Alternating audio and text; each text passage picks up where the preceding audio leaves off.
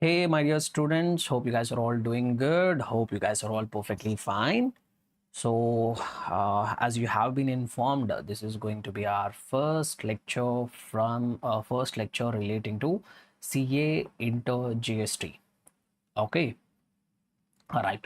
So whatever lectures that you are going to watch now for this GST, so these lectures are going to be applicable for those students who are appearing for CA inter examination as well as CMA inter examination. Okay. So whatever things we are going to see now, whatever lectures you are going to watch now, these lectures are going to be applicable for those students who are appearing for CA inter examination and also for CMA inter examination. But slight changes will be there, slight additions will be there in the CMA inter. In the CMA inter, you will also have a little bit of customs part, so that we will share with the CMA inter students separately. So these lectures are going to be applicable for those students who are appearing for May 2025 examination or September 2025 examination, or even the students who want to appear for the examinations for Jan 2026. Even for those students also, these lectures are going to be applicable. Okay, right. So having said that, before I actually jump into the conceptual discussions and all, first let me give you a brief about myself. I will share a few insights about myself. Why? Because it becomes necessary for you to get to know about your faculty before you start watching me. See, you have to watch this phase, you have to watch me speaking for the coming somewhere around 100 hours. So you should be familiar with me. What am I and what is my background? Why you can trust me? So I have to make certain things clear. So let me first focus on that. So myself, Mahmoud Sheikh, I'm a chartered accountant and also I'm a cost and management accountant, that is CMA. And coming to my after qualification, coming to my work exposure, coming to my work experience, I have worked with a few corporates. I worked with Cognizant, I worked with Infosys in their finance teams, and then after this corporate stint, I have set up my own practice. So currently I am a practicing chartered accountant who has been successfully doing the practice from the last 5 years, and have also been teaching the students at various stages of the CA and CMA. So I teach various subjects, and my one of my subject matter expertise is GST. So why I prefer teaching, I will tell you one simple thing here. See, I always believe in one thing. Teaching gives me the opportunity to learn more. This is what I always believe. So I always have that notion, I always have that belief that if I am teaching, I am indirectly getting benefited. So ultimately I can make the life of the students better by giving them the conceptual clarity, by acting as a helping hand for the success in their examination. And more than that, I believe that if I am able to teach properly, then it is ultimately going to benefit me to increase my concepts, to increase my conceptual understanding and all. So that's what I believe, and I have been doing that also successfully as well. So if you have been following me on YouTube, or if you have been following my lectures, you already are aware of it. The conceptual clarity which we offer to the students, which we often get the response from the students, is regarding the conceptual clarity which we offer. So once again, thanks for all my students who have shared their wonderful feedbacks about us. So thanks you once again. So now, having said that, having got to know about me, now let us talk about the subject. So you all are aware. So at the CA inter level, you are required to deal with a subject called taxation. Even at the CMA inter level also, you have to get through one subject called taxation. And this taxation actually contains two parts, both at the CA inter level and also at the CMA inter level. This taxation part comprises two parts. So part A, we have something called income tax, whereas part B is GST, or even we can call it as indirect taxes. So both the subjects have an equal weightage. Income tax is also going to be getting tested for 50% of the marks, and even GST or indirect taxes is also going to be tested for 50% of the marks. So if you have to get through the taxation paper, you have to tackle both. You have to get through the concepts of the income tax, and also you have to get through the concept of the GST as well. So GST at the CA inter level is not altogether a separate paper. It is a part of the taxation paper, but when you reach the final stage, it will be a altogether different paper where you will get dedicated 100 marks of question papers concerning only the indirect taxes part.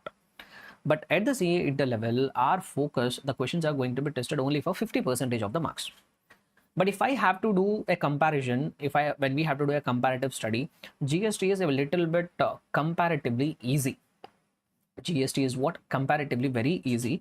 And with the minimal efforts, you can try to get a maximum score from the GST. The only thing which you need is a proper direction you need, a proper understanding of the concepts you need, and also a proper strategy for getting through the examination you need. That is why we are all here, to help you out. So that is where we are going to act as a helping hand for you. So with the proper strategy, with the proper understanding, with the proper approach, trust me guys, in the GST, with minimal effort, you can score the maximum marks. So scoring out of 50 marks, which is going to be tested from the GST part, scoring 30 marks is going to be damn easy. It's going to be 100%. It's going to be, I can say with confidence that it's going to be damn easy if you have a proper approach. So that is where I'm going to help you out. Okay. And also, sir, why I have to learn the GST? Why I have to learn the taxation paper? So obviously you will say you have to learn the taxation paper if you have to get through the examination. So if you have to get through the examination, each and every paper you have to clear. So that's why as a part of taxation, GST also you have to learn, or income tax also we have to learn.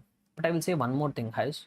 So you are learning numerous subjects as a part of your overall curriculum. You learn various subjects, but there are few subjects out of which you are going to make a living.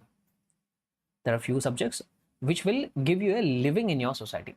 See, why we are all doing this chartered accountancy, cost accountancy, why we are doing all these courses? You tell me, guys. What is the main reason behind it? Because we all want to make money.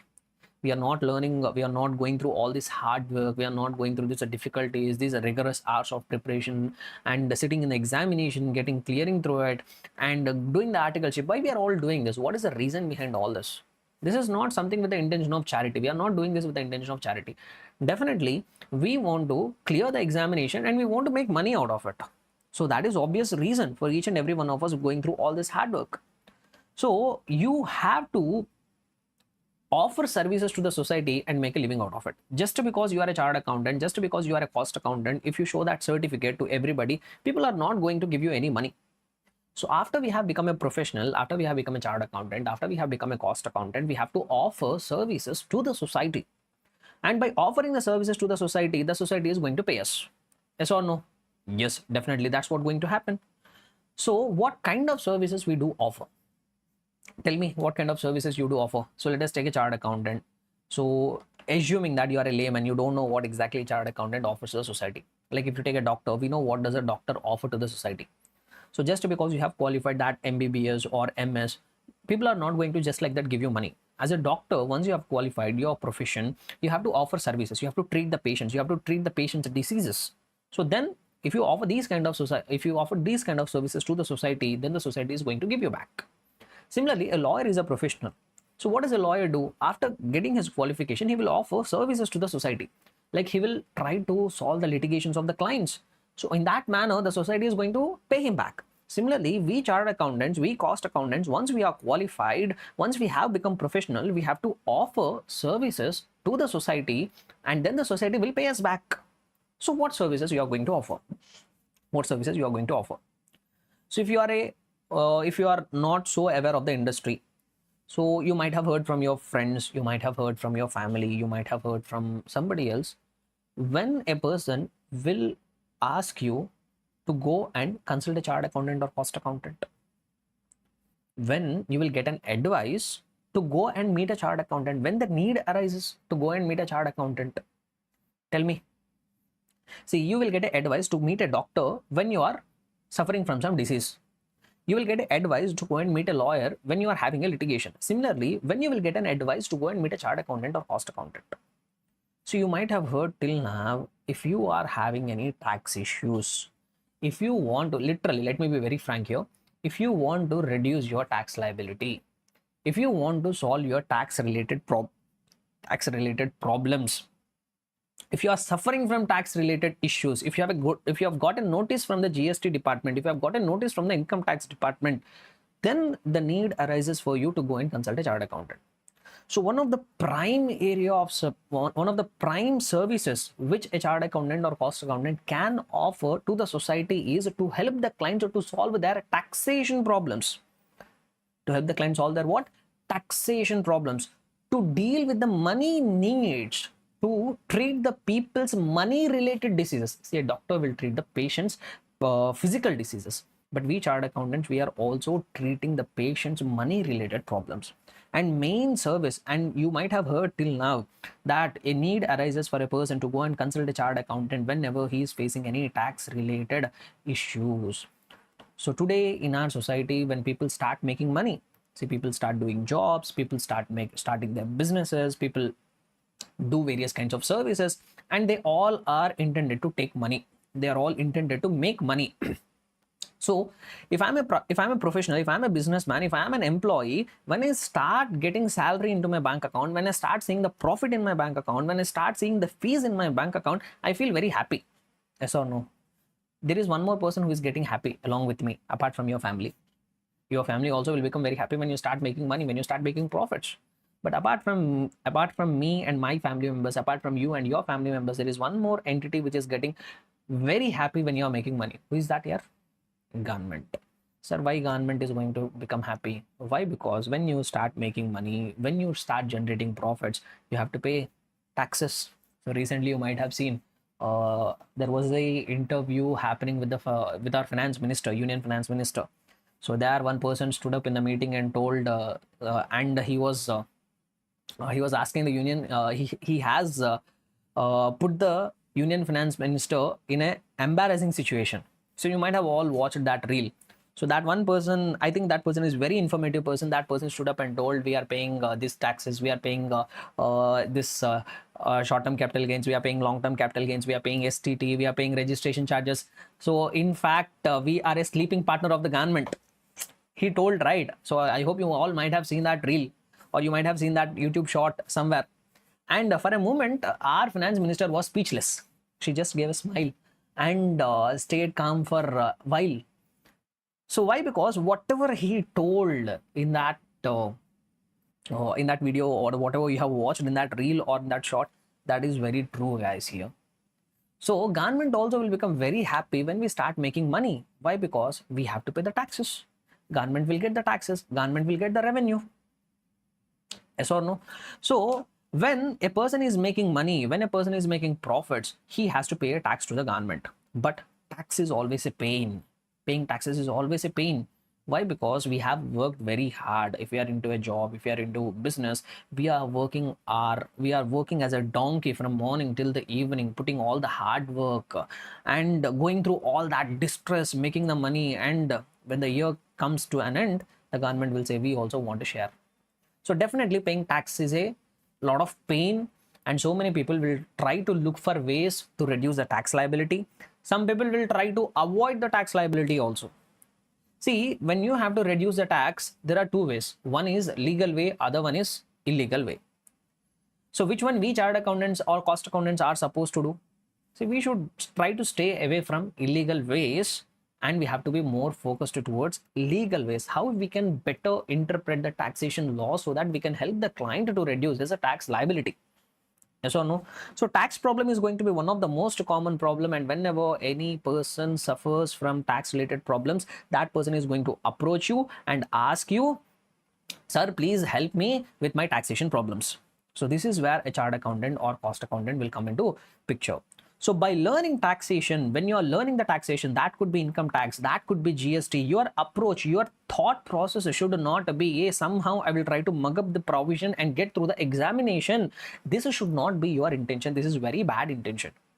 So whenever you are learning the subjects like the taxation, your approach should be, I have to get very good hold of this provision so that tomorrow when a client comes to me and poses his problem, I should be able to offer the solution. That is what your approach should be. So still, if you are of such a notion, I will mug up the provision, I will read the provision, I will somehow, I am learning this subject to only get through the examination, your intention is wrong, your approach is wrong. I will say, when you are learning the content, your approach should be, I should be learning this provisions, I should be learning this provision to get through the examination. That should be your approach. That should not be your approach. I should be learning this content not just to get through the examination, but also to apply the concepts practically so that I can use them in my future. I can offer better services to my clients, and I can make a better living. I can solve the client's problems in a much better way, and I can make more revenue. See, definitely there is no shame in accepting to the fact that we all want to make more money. So one way by which you can make more money is by understanding, by having a good conceptual clarity of the taxation concepts. Clear? Right. So here, this brings me to one more conclusion here. So I wanted to assure you that our approach to the classes is going to be very different. So I will not just help you to get through the examination. Our approach for teaching the lectures is going to be both a practical along with that exam oriented. Practical as well as what? Exam oriented. So you should be taking both hand in hand. Even our lectures are also structured in the same manner. So you will get practical understanding. We are going to offer you the practical understanding of all the GST related provisions and sections. Along with that, we also will help you to get through the examination. Our prime focus will be that exam orientation, but one more value addition indirectly, or also you will also get the value addition in the form of practical understanding of the concepts.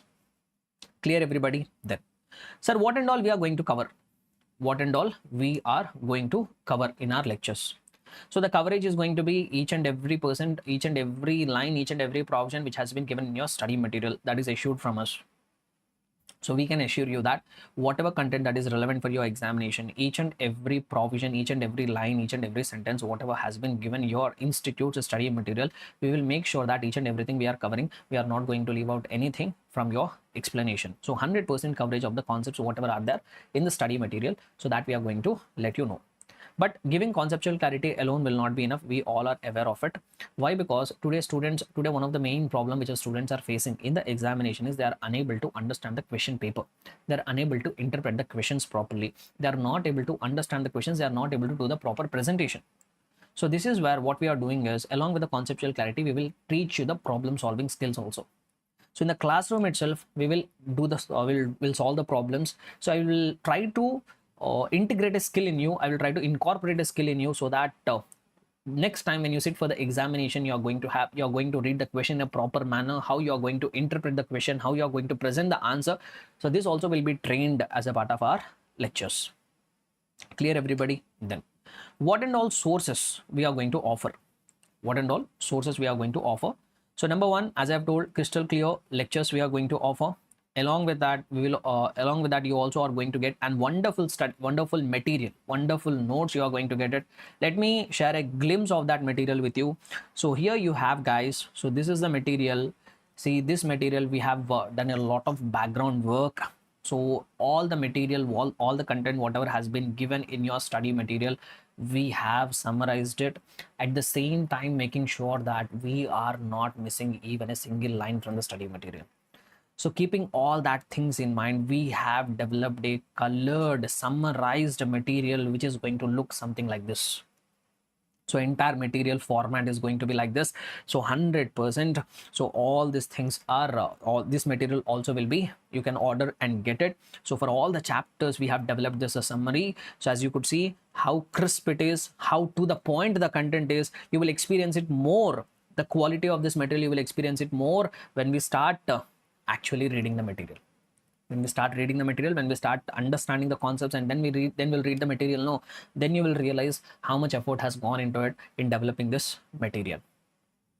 Okay, so this material also you can get it. Then apart from that, so we are going to give you the crystal clear lectures, and then we are going to give an excellent material for you. And one more thing, running notes. See, throughout these lectures, whenever we are going to speak about whatever concepts we are going to understand, I'm going to explain. See, the way I teach the lectures is in the form of charts. I will try to summarize. I do a lot of diagrammatic presentation. Why? Because I do believe that a picture says 1,000 words. So that's what I always believe. So my way of explanation is going to be completely different. Whatever I try to explain, everything I try to put it in the form of diagrams. So all that will be there in the form of this running notes. So whatever you're seeing here, so this is a form of running notes. These running notes also will be shared with you. I would say better if you can do simultaneously, if you can watch the lectures and also you can maintain the running notes. If you are good at that, do it. In case if you are not, if your concentration levels are not that high, where you can concentrate only on one thing, either you can watch the lectures or either you can maintain the notes. If you are such a guy, need not worry, just stay back, stay relaxed, listen to whatever I'm explaining, whatever running notes which I am going to use, which I am going to write throughout the lecture, these running notes or soft copies also will be shared with you. Okay. So if you are unable to manage both the things simultaneously, don't worry about it. Just sit back, relax, enjoy the lecture. Running notes also will be shared with you. Okay. Then see, one more important doubt which students might have is, sir, you are telling that, see, this is the lectures which we are doing it for May 2025 attempt. But as I've told, if you are a student appearing for September 2025 examination, or even if you are a student appearing for Jan 2026 examination, you can also avail these lectures. One major thing which will create a fear among the students, especially with regard to the taxation, is, sir, what about amendments? What about amendments? Sorry, I'm not the student appearing for May 2025 examination. I'm the student appearing for September 2025 examination. If at all any amendments comes in between, what you will do? So you need not worry about it. If any amendments comes, we will give a supplementary material for all that amendments. Along with that, we will also record the videos for the amendments. So you need not have any second thought about it. So on our YouTube channel, you can find it. So if at all any amendments are there, we will release a supplementary material for that amendments, and also we will do a recording of that amendments, and that also will post it on the YouTube channel. So you need not worry about the amendments at all. Amendments will be taken care. That is my responsibility. Okay, right. So this is what we are all going to offer. This is what the things which you can expect from us. So crystal clear lectures, top-notch quality of the material. You will get access to the running notes, whatever we are using in the class. And also, if at all any amendments are released by the institute, that amendments also will be brought before you. Clear? So I told what are the things which you can expect from us. Guys, I'm also having a few expectations from you. See, it has to be two-way. Has to be two-way. So when you are expecting something from me, I'm also expecting something from you. So what is the thing I'm expecting from you? So the thing which I'm expecting from you is very simple. You need not put any effort to fulfill my expectations. The only thing is, I need your complete focus. I need your complete attention. I need your participation. These three things I want. I need your attention.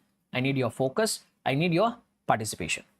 Clear, everybody? So if these things are there from your side, yes, rest assured, we both are at a mutual benefit. Okay, so I hope that you guys will fulfill my expectations by paying enough of attention, by paying enough of focus, and by remaining participated in the class. Okay, so these things I'm expecting from you, and I do wish and hope that you guys will all reach up to my expectations. Okay, right. So just I will have before we proceed further, just I will have one quick check about the live, how it is happening, is everything good or not. So just I will have a look at the live. So just give me a moment.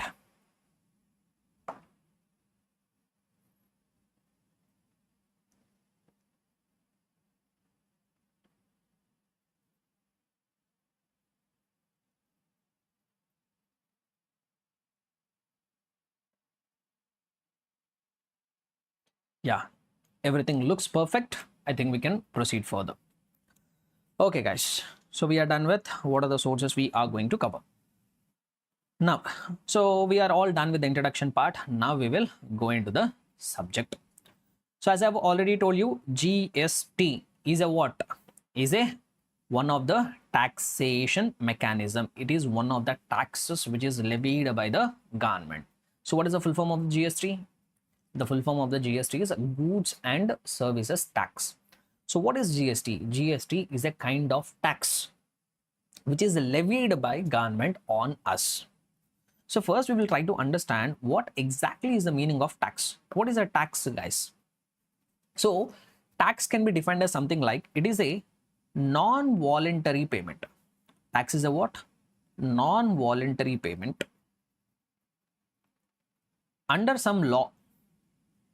Non-voluntary payment under some law to the government. Interesting statement. So what is the meaning of the tax, everybody? So tax has been defined something like this. It is a non-voluntary payment under some law which has been paid to government. Sir, what do you mean by non-voluntary payment? What do you mean by non-voluntary payment? See, voluntary actions means what?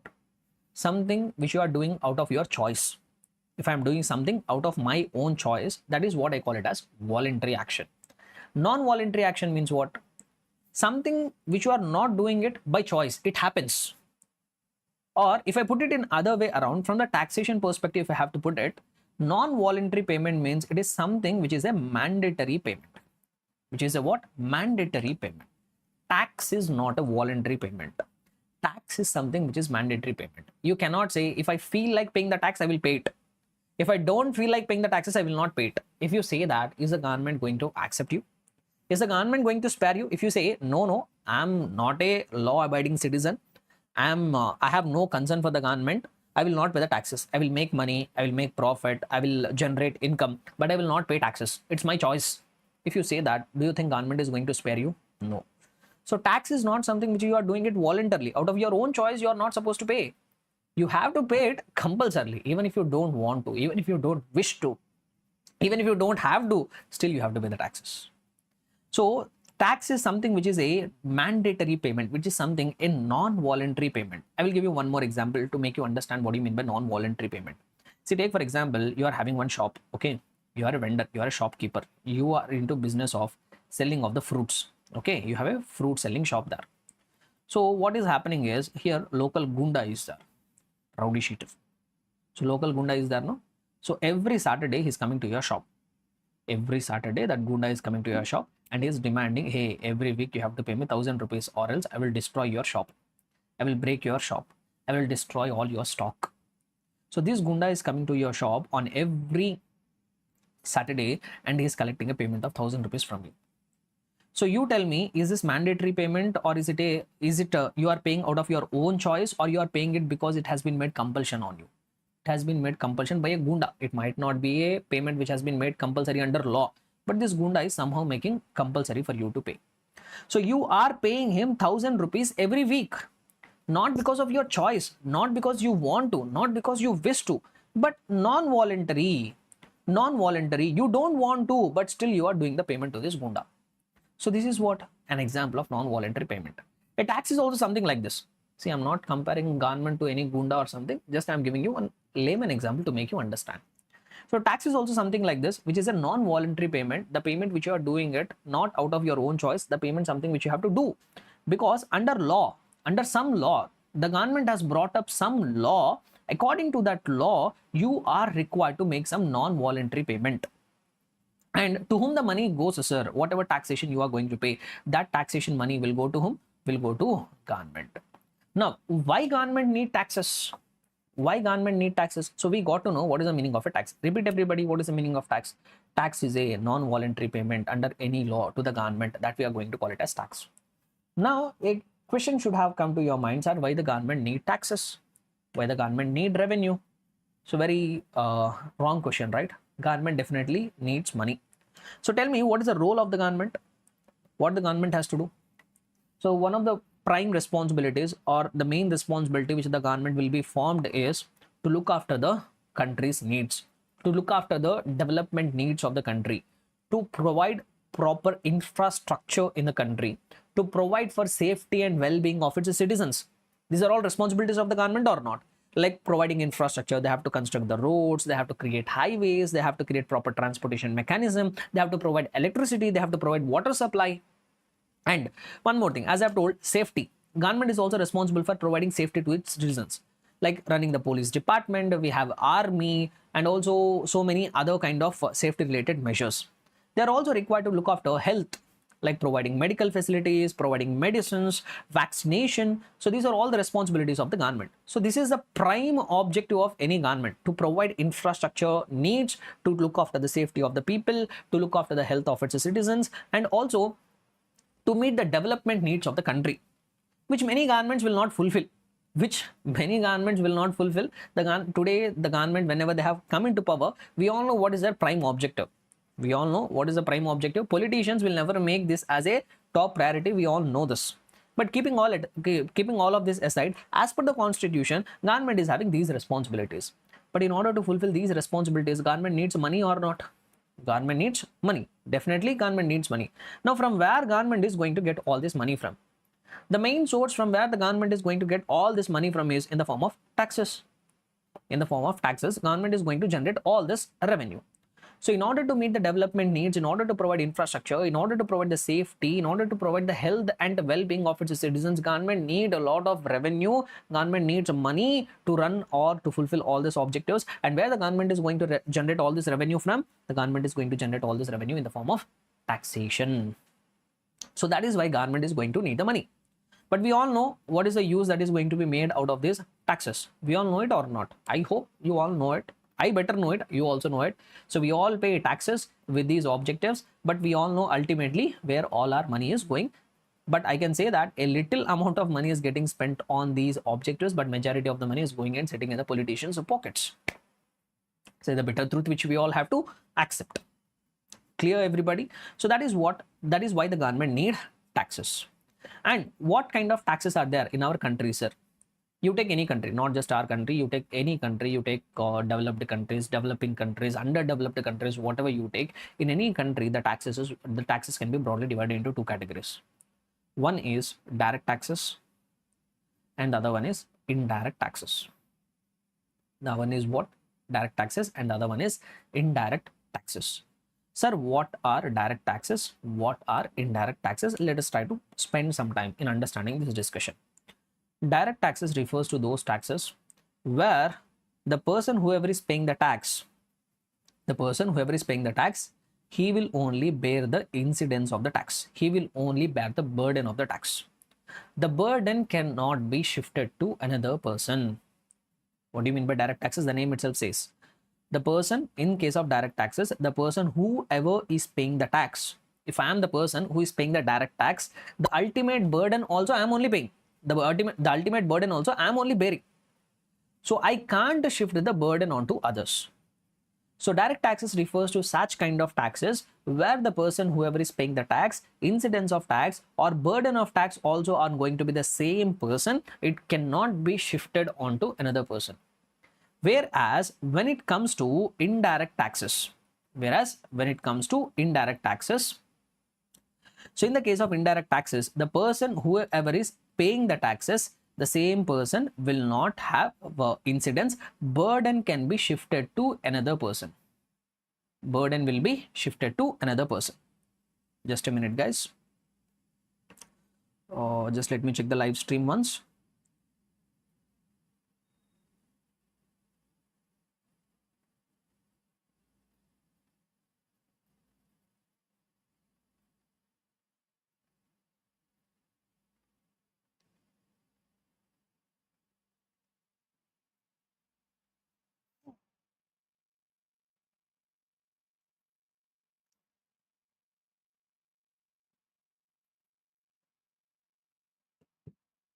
Okay, right.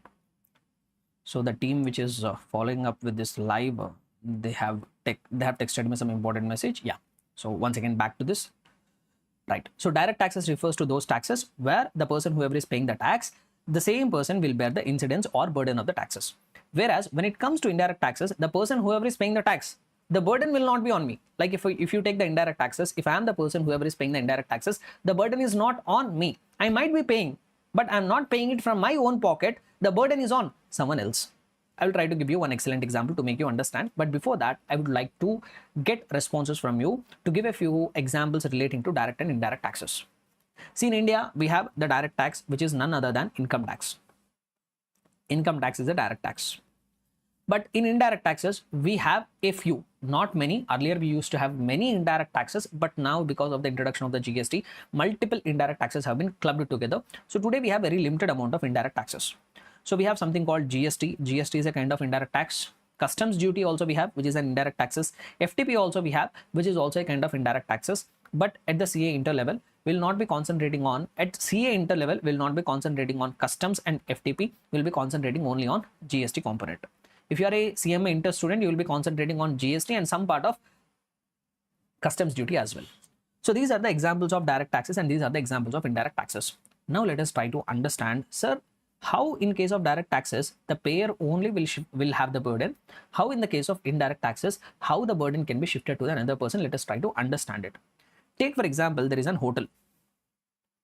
There is a hotel. Okay. So here there is one hotel.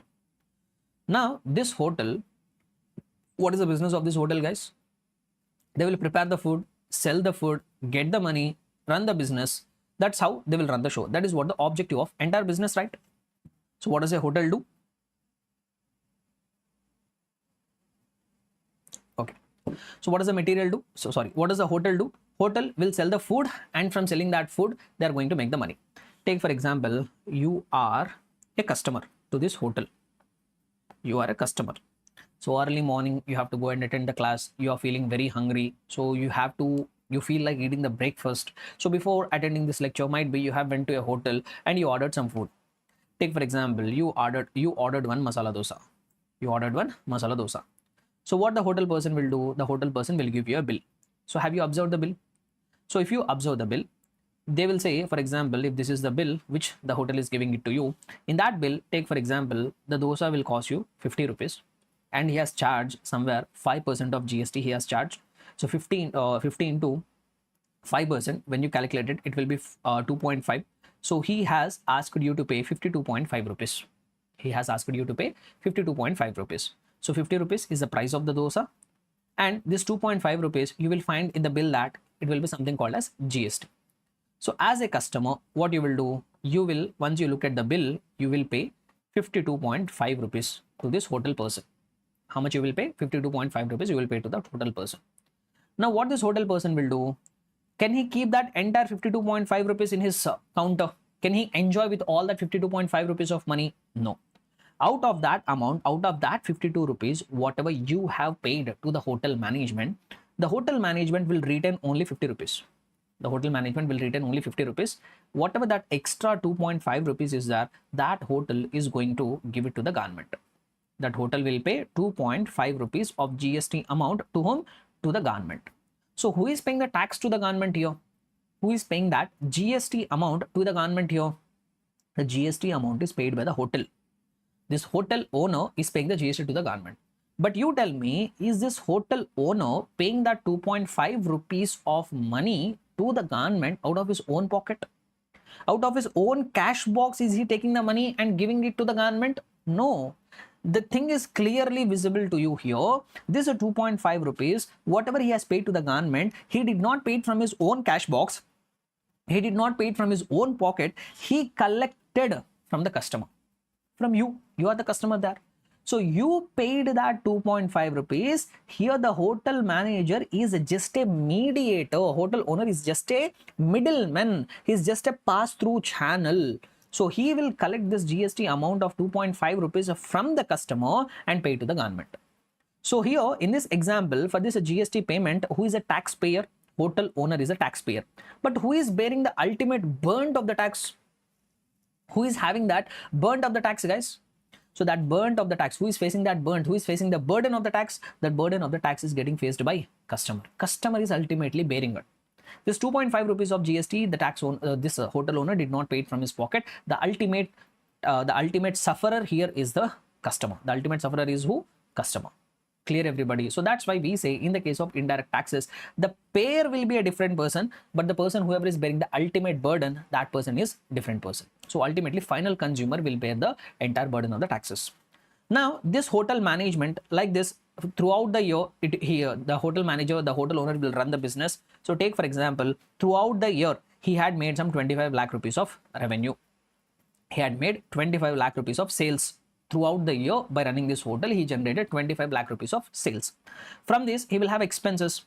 So in order to prepare the food, he has to buy the raw material, he has to pay the salaries to the staff, he has to pay the rent, he has to pay electricity expenses, he has to pay housekeeping staff salaries. So after paying all that, take for example, his expenses come to somewhere around 12 lakh rupees are his expenses. Okay, 17 lakh rupees are his expenses. So I don't want to show a very high margins here. So 25 lakh rupees is his turnover. When all the expenses, direct, indirect, rent, raw material purchase, when I put together all the expenses, the total expenses come to 17 lakh rupees. So net, then what profit has been left? 8 lakh rupees of profit has been left. Now the government will come and say, boss, you have made 8 lakh rupees of profit, no? You have made 8 lakh rupees of profit, no? On this, pay the income tax. On this, pay the income tax. So on this 8 lakh rupees, take for example, taxes have been calculated. The tax liability comes to some 25,000 rupees. Income tax liability comes to 25,000 rupees. Now this hotel owner has to pay this 25,000 rupees of income tax to the government. But here, if you see this income tax, the burden is not getting shifted to another person. Who is paying this 25,000 rupees to the government? This hotel owner. From where he is paying that 25,000 rupees to the government? From his own pocket. From his own pocket, he is taking the money. From his own cash counter, he will take that 25,000 rupees and give it to the government. He can't say to the customer, hey, I have paid income tax rupees of 25,000. Every year I will have some 2,000 customers. I will divide this income tax of 25,000 rupees divided by 2,000. I will calculate that figure. In every bill, I will add that income tax also. Can you say that? No. Then the customer will give you a tight slap. Yes or no? So here, this income tax amount of 25,000, whatever this hotel owner has paid to the government, the person has paid it, and the burden of paying it is also on the same person. So here, this is what we are going to call it as income tax, where incidence or burden cannot be shifted, whereas indirect taxes, the payer will be different and the person who bears that burden is going to be different. Understood, everybody? So one point of difference I have explained. So one more point of difference also I will try to explain here. See, income tax is progressive in nature. What is the nature of income tax? Income tax is progressive in nature. Sir, what do you mean by progressive in nature? Progressive means, if I have to put it this way, when you are growing, your tax liability also will increase. That means progressive in the sense, those who pay higher income, those will pay high taxes. Those with lower income, they will pay lower taxes. Those with higher income, they will pay higher amount of taxes. Those with lower incomes, they will pay lower amount of taxes. For example, if Ambani is making crores of profits, thousands of crores of profits, his tax liability also will mean crores. If some another person is there who is making a profit in lakhs, his tax liability might be in thousands. If another small vendor is there who is making a profit of less than 7 lakh rupees, as you all know, in the new tax regime, up to 7 lakh rupees, you are not liable to pay any taxation. So if you have a total income of less than 7 lakh rupees, you are not required to pay any income tax. So this is what we call it as progressive nature. When you make more income, your tax liability increases with increase in your income. If you are a person making more income, more tax liability. If you are a person making less income, less tax liability. So that is what we call it as progressive nature. Whereas indirect taxes is very much regressive in nature. Regressive in nature. What do you mean by regressive in nature? So let me give you one example. If I purchased an iPhone, if I purchased a phone, take for example, if I purchased 50,000 worth of phone. Now, when I say 50,000 rupees, take for example, on this 50,000 rupees, 10% GST is applicable. So generally on mobile phones, 18% GST is applicable, but to avoid all these calculations, I will, for the purpose of explanation, I will take simple rates. Okay. Take for example, GST is 10%. So 5,000 rupees is the price of the phone. 50,000 rupees is the price of the phone. 5,000 rupees is GST. So if a customer has to buy a mobile phone, he has to pay 55,000 rupees. Okay. If Ambani is coming and purchasing this iPhone, Ambani is purchasing this phone, then also he will pay 55,000 only. 50,000 for the price of the mobile phone, 5,000 for the purpose of GST. If I go and buy this phone, I also want to buy the same phone. I am also required to pay 55,000 rupees only. I will also pay 50,000 rupees as a price of the mobile phone and 5,000 rupees as a GST. If you are required to buy the same mobile phone, you are also required to pay the same 50,000 rupees for the price of the mobile, 5,000 for the GST. Able to understand? So here, when Ambani is buying a product, when the same product is bought by me, when the same product is bought by you, when the same product is bought by somebody else in this country, everybody will pay the same amount of GST. Everybody will pay the same amount of GST. So you might have seen this people, right? So the people, take for example, there is one beggar. Okay, so there is one beggar. So now this beggar, he is begging the money, collecting the money, and by the end of the day, he felt very hungry. He went to a local shop there and he bought a biscuit packet. He bought a biscuit packet amounting to 10 rupees. So when he bought a biscuit packet for 10 rupees, even that beggar is also paying the GST. Even that beggar is also paying the GST. So whatever revenue the government is getting in the form of GST is paid by each and every citizen. You are paying it, I am paying it, Ambani is paying it, Adani is paying it, beggar is also paying it. Even my kid is also paying it. Even my kid is also paying it. So today when I buy something for my kid, even in that is also GST is there. Able to understand? So the tax base of indirect taxes is very, very wider, guys. Each and every citizen, from the moment you are born, till the time you die, Every product, everything, whatever you are purchasing, majority, there are a few exceptions or exemptions which we'll talk about it later, but from the moment you are born till the time you die, you are paying GST at each and every day. Each and every day you are paying the GST. Each and every day you are paying the GST. Each and every product you are paying the GST. So the tax base of the GST is very, very wider. So that's why we say regressive in nature. When it comes to GST, what is your income, how much money you are making, how much profit you are making, it doesn't matter. Everyone is required to pay the same amount of GST. And when we have a look at the collections, how much revenue the government is generating in the form of direct taxes and indirect taxes. So for the financial year 23-24, for the financial year 23-24, the government made revenue from direct taxes of how much amount? Any idea? For the financial year 23-24, the government made from income tax, the total revenue, whatever they have made, is 18.9 lakh crores. For the financial year 23-24, the total direct tax collections is how much? 18.9 lakh crores. 18.9 lakh crores of revenue the government has collected in the form of direct taxation. How much do you think is IDT? Or let me put it specifically, GST. When I say IDT, customs also will be added here. I don't want to talk about the customs and all. Only from GST, how much do you think they have generated the revenue? Wild guess. Will it be higher or lower? More than DT or less than DT?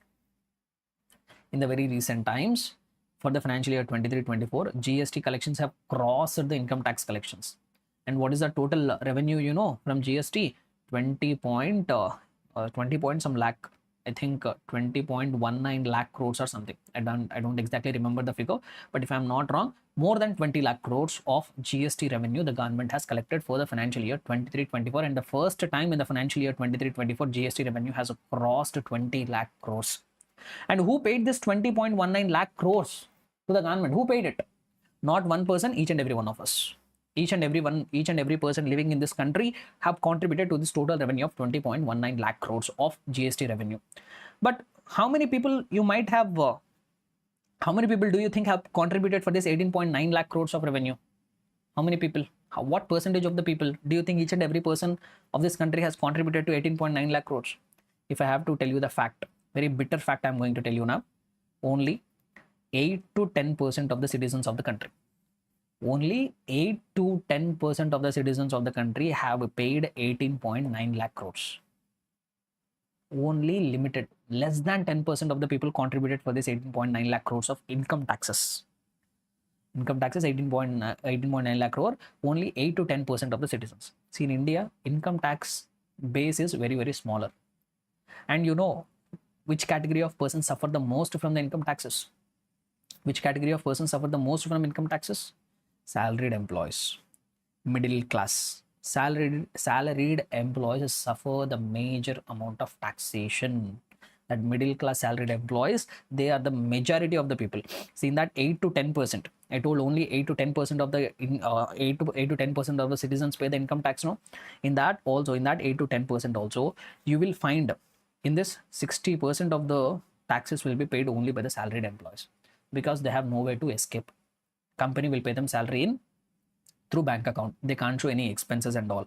You might be incurring a lot of expenses for your living, but you can't claim it as expenses. Whatever salary you are making, subject to some deductions, you are required to pay taxes.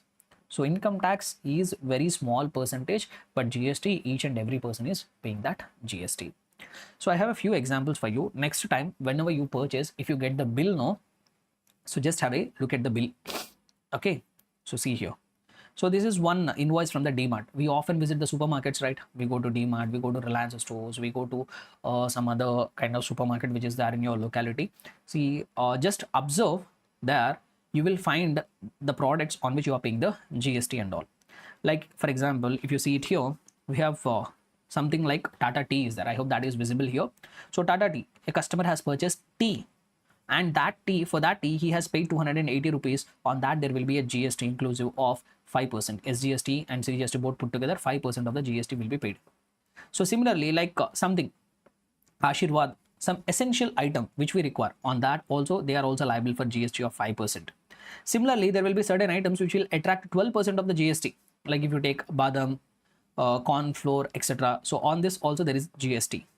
There will be certain products which will attract 18% of the GST. Your groceries, guys, I'm showing you just the groceries bill.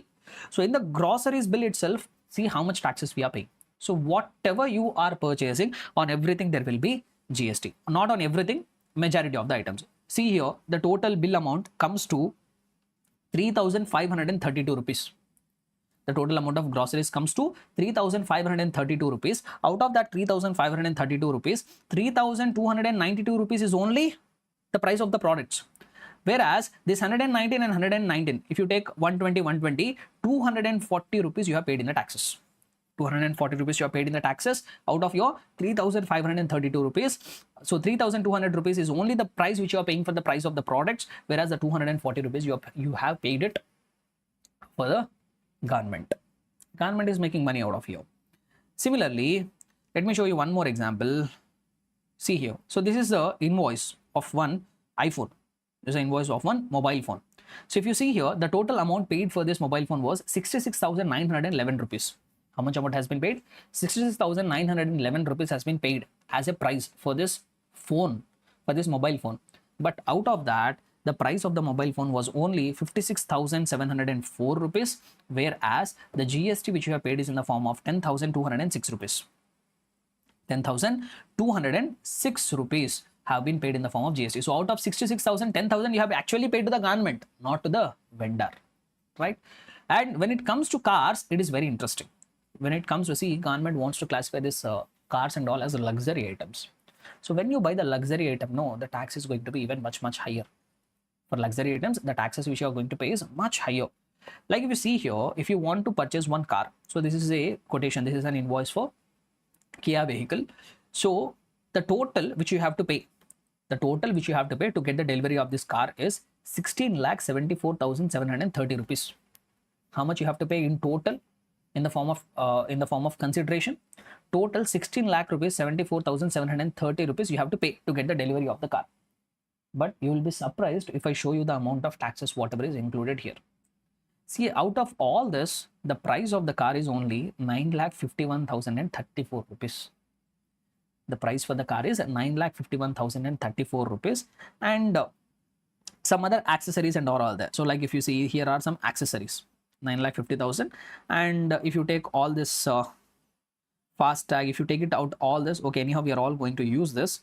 So if you put all of this together, somewhere around 10 lakhs is only the actual price of the car, including all the accessories. The remaining 6,74,000 rupees, whatever is there, that is completely in the form of taxes. Out of that, GST itself is somewhere around 4 lakh rupees. See here, see GST, SGST, cess. Cess is also a kind of GST only.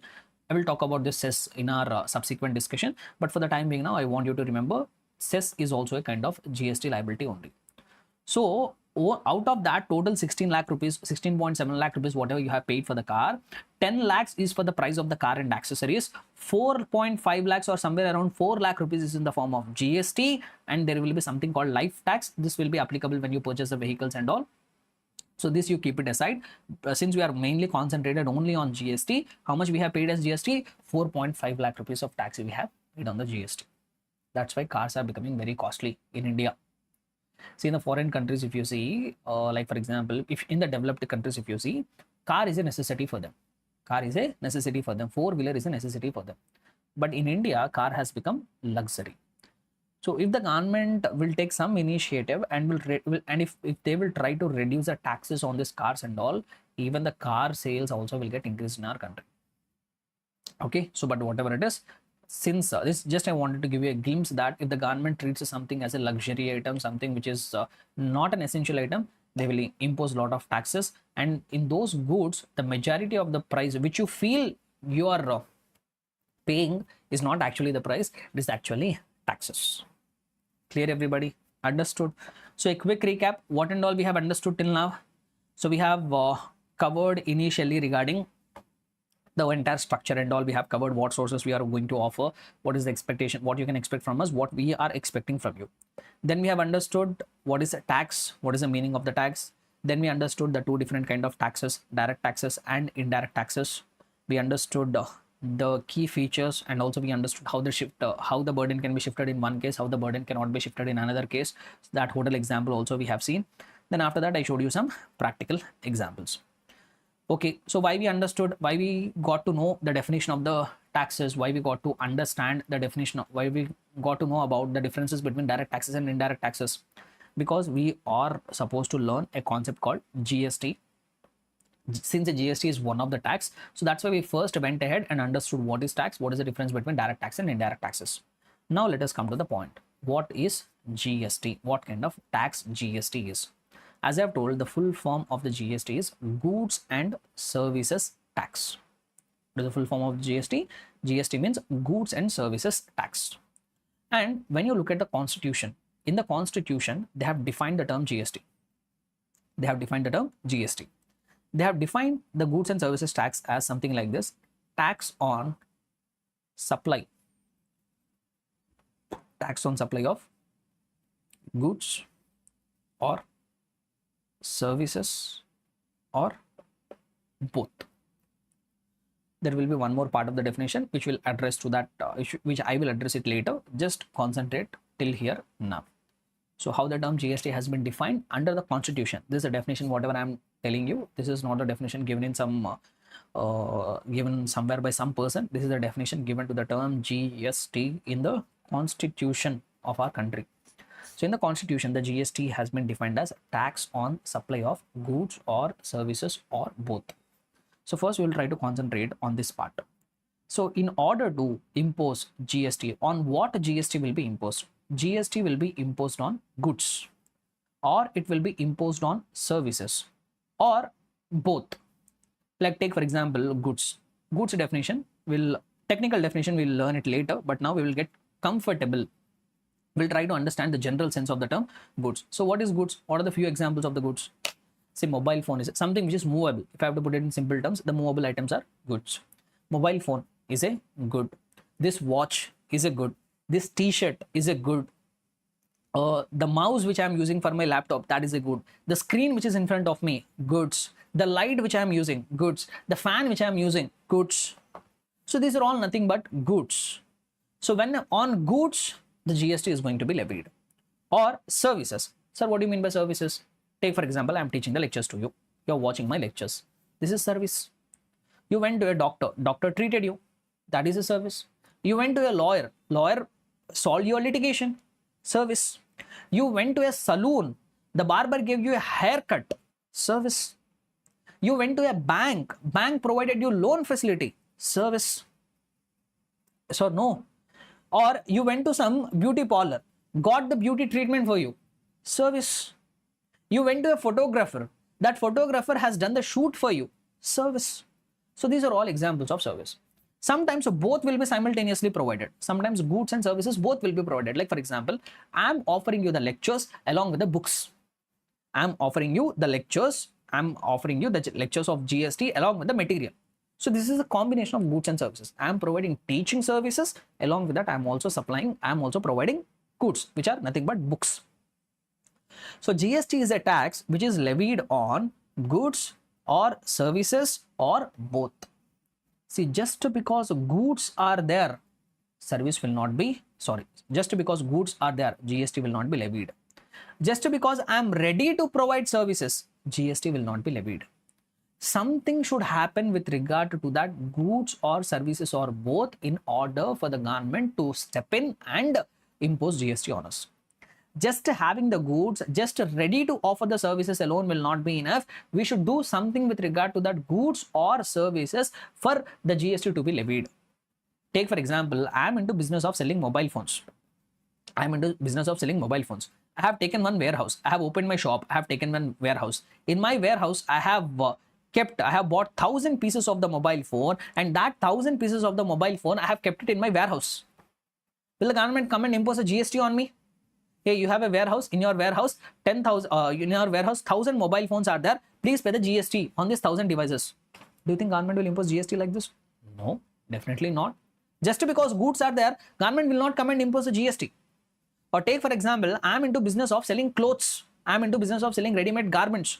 I have taken a shop, I have taken a warehouse. In my warehouse, I have imported, I have purchased some huge quantity of the shirts, I have purchased huge quantity of the trousers, and I have kept it in my shop.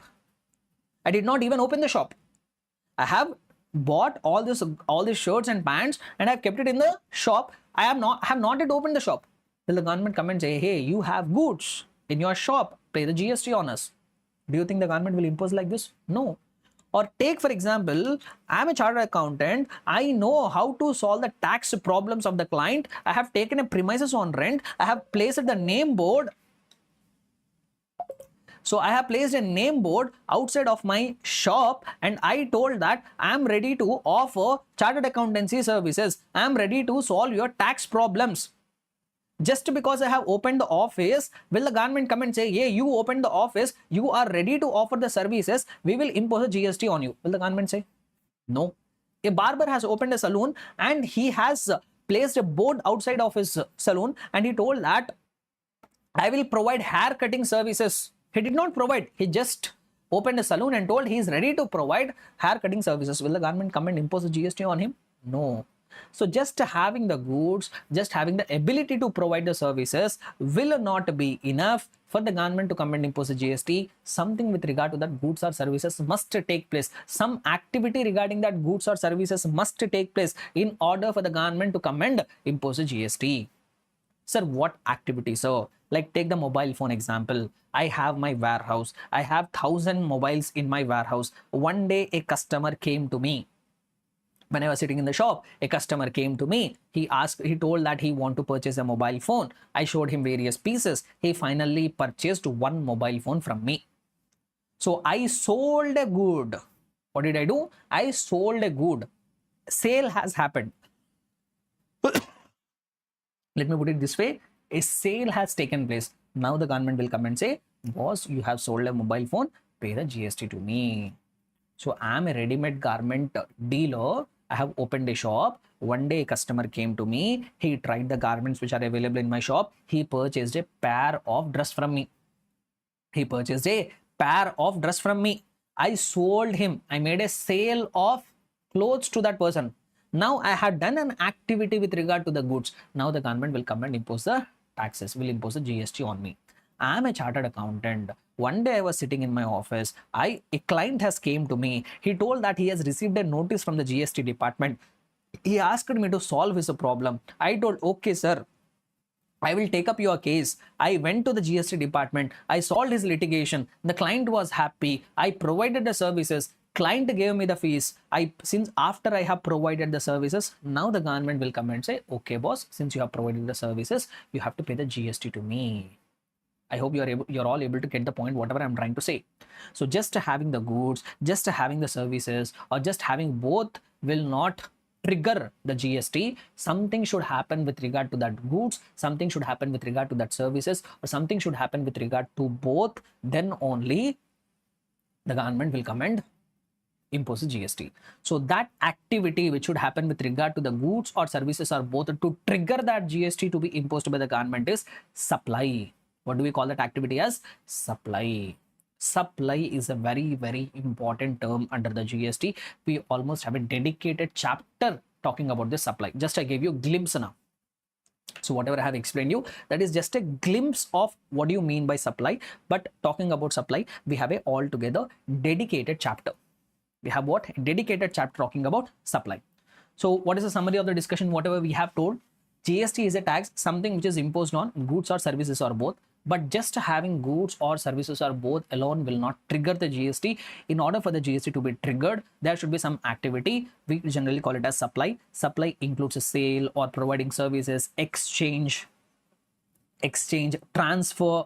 So like that, some activity should happen with regard to the goods, services, or both. Then only it will make the government to come and impose a GST. Okay. So whenever goods or services or both which are getting supplied, then the government will come and impose a GST. Is that the case? Yes, that is the case. Now, I want you all to introspect one thing. I want you all to just imagine a scenario, not imagine a scenario. I just want you to recollect a few things. Okay. The things you might have done today, or you might have done yesterday, or you might have done this week. So let us try to understand a few things. So I told that whenever goods are supplied or whenever services are provided, then the government will come and impose a GST. Do you think this is happening on every transaction? Take for example, you are staying at your home, okay? Early morning, your mom waked you up, okay? Your mother has woken you up and she told, go and bring the vegetables. Your mother told, go and bring the vegetables. So you went out of your house, you have taken some 100 or 200 rupees. You went to the local vegetable vendor, you purchased the vegetables and came back home. You paid some 150 rupees of vegetables you have bought and you came back. Do you think that vegetable vendor, that local vegetable vendor, whoever has sold, see, vegetables are nothing but goods. So that vegetable vendor has sold the goods. So supply of the goods has taken place. Do you think that vegetable vendor has also collected GST on you? Did he ask you to pay 150 rupees is the price of the vegetables? On the 10 rupees, under 10% GST is there. Pay me 15 rupees GST. So total 165 rupees you have to pay. Do you think is this happening? No. Or take for example, your mom also told, after you buy the vegetables, also bring a packet of milk. So after buying the vegetables, you went to that milk vendor, you bought a packet of milk and came back.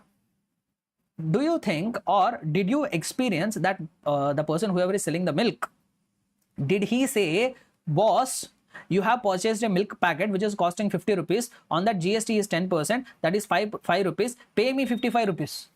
Did the milk vendor collect any GST from you? No. But milk is a good. Supply has taken place with regard to the goods. GST should have triggered. But is that happening? Not happening. Or let me give you one more example. You are supposed to have a haircut. You are supposed to have a haircut. So you went to the barber. You went to your local barber. A small barber shop is there in your locality. You went to that barber. You got a haircut. He told, okay, sir, haircut, we will charge 150 rupees. He will collect 150 rupees from you. Did any time that barber tell you, sir, 150 rupees is the price for haircut, on that 20% GST, somewhere around some 30 rupees of GST, so total 180 rupees you have to pay? Did the local barber demand that GST from you? He is providing services, no. He is supplying services, no. What did I tell you? The definition of GST. I told the definition of GST as tax on supply of goods or services or both. In all the examples, whatever I have told you till now, supply of goods or services is happening. Supply of vegetables is happening. Supply of milk has happened. Supply of barber services has happened. In any of the case, you did not pay GST. So no, everybody able to understand what I am trying to say. Now, this should ignite a thought in your brain. So just now you told, whenever supply of goods is happening, whenever supply of services is happening, or whenever supply of both is happening, government should come and impose GST. But you gave us 3 examples just now. In all the 3 examples, whatever you told that is happening, but GST is not getting collected from us. How come? How come? Because, see, the government responsibility, the government is having various responsibilities. The only responsibility of the government is not to collect the taxes. Government has to look after the welfare of the people. Government has to take care of the needs of the people as well. See, there are so many essential items are there. For our livelihood, we have so many essential items, like vegetables are an essential item. Milk is an essential item. Fruits are an essential item. Healthcare, going to the hospital and getting treated, essential services. See, the governments start imposing GST on these essential things, which are very important for our livelihood. These things also will become very costly or not. Vegetables also will become costly, milk also will become costly, healthcare services also will become very costly. So that's what the government has told is.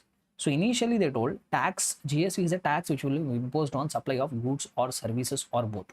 But government, considering the requirement of the essentials, the importance of the essentials which are important for the livelihood of the persons, the government told, we will exempt a few goods or a few services or both from altogether GST perspective. We will exempt. We will not collect. We have the power to collect. We have the right to collect the GST on all goods or services.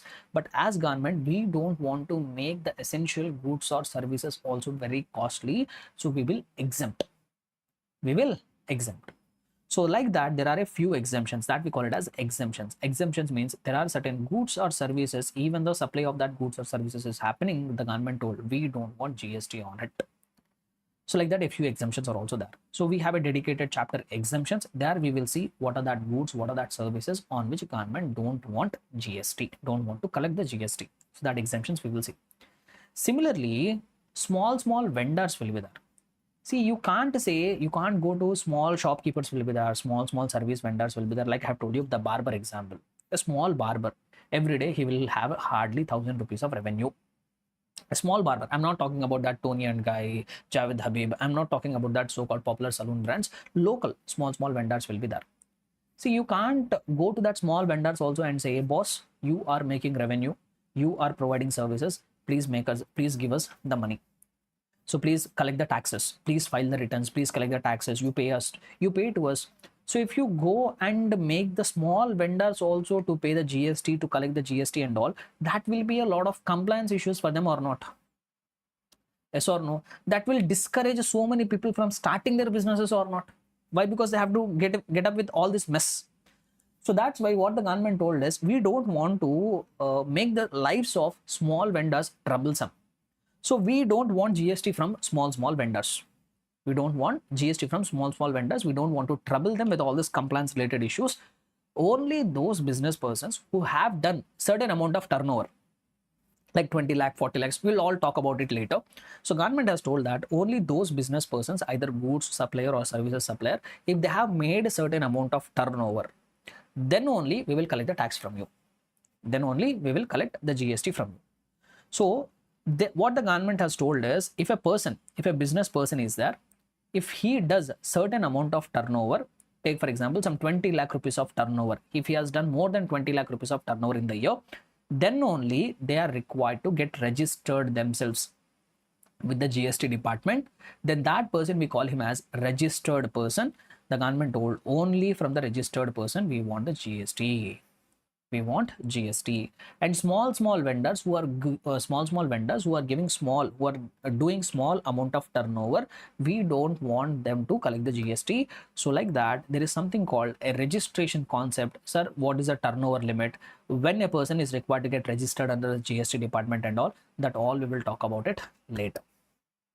Okay, we have a dedicated chapter. See, I'm giving you the overall structure of the GST now, overall structure of the subject I'm giving you now. So I told the importance of supply altogether, we have a dedicated chapter. I told you what do you mean by exemptions, we have a dedicated chapter. I told you about registration, only from registered person government wants to collect the GST. I told you the overall structure of the registration. So but who is required to get registration, what will be the turnover limit, who will get registered, how to register, so that we have a dedicated chapter, registration. There we will talk about it. Understood? So summary till now is, GST is a tax on supply of goods or services or both. But supply of all goods, services or both will not attract GST. There are registrations. Similarly, supply by everybody will not attract GST. There is a registration requirement. Clear? Everybody till here? Comfortable? Right? Okay. So till here we are done. So what and all we have discussed till now? When it comes to the conceptual understanding, we have understood what is the meaning of the tax. We have understood why the government need taxes. What are the two different kinds of taxes we have understood, direct and indirect, and differences also we have understood. Then we have understood what is the meaning of the GST, when GST will be triggered. We have touched upon exemptions, we have touched upon registration. Okay, right. So now we will proceed further.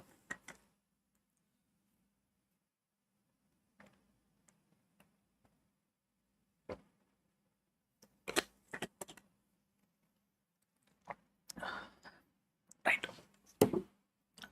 Fine.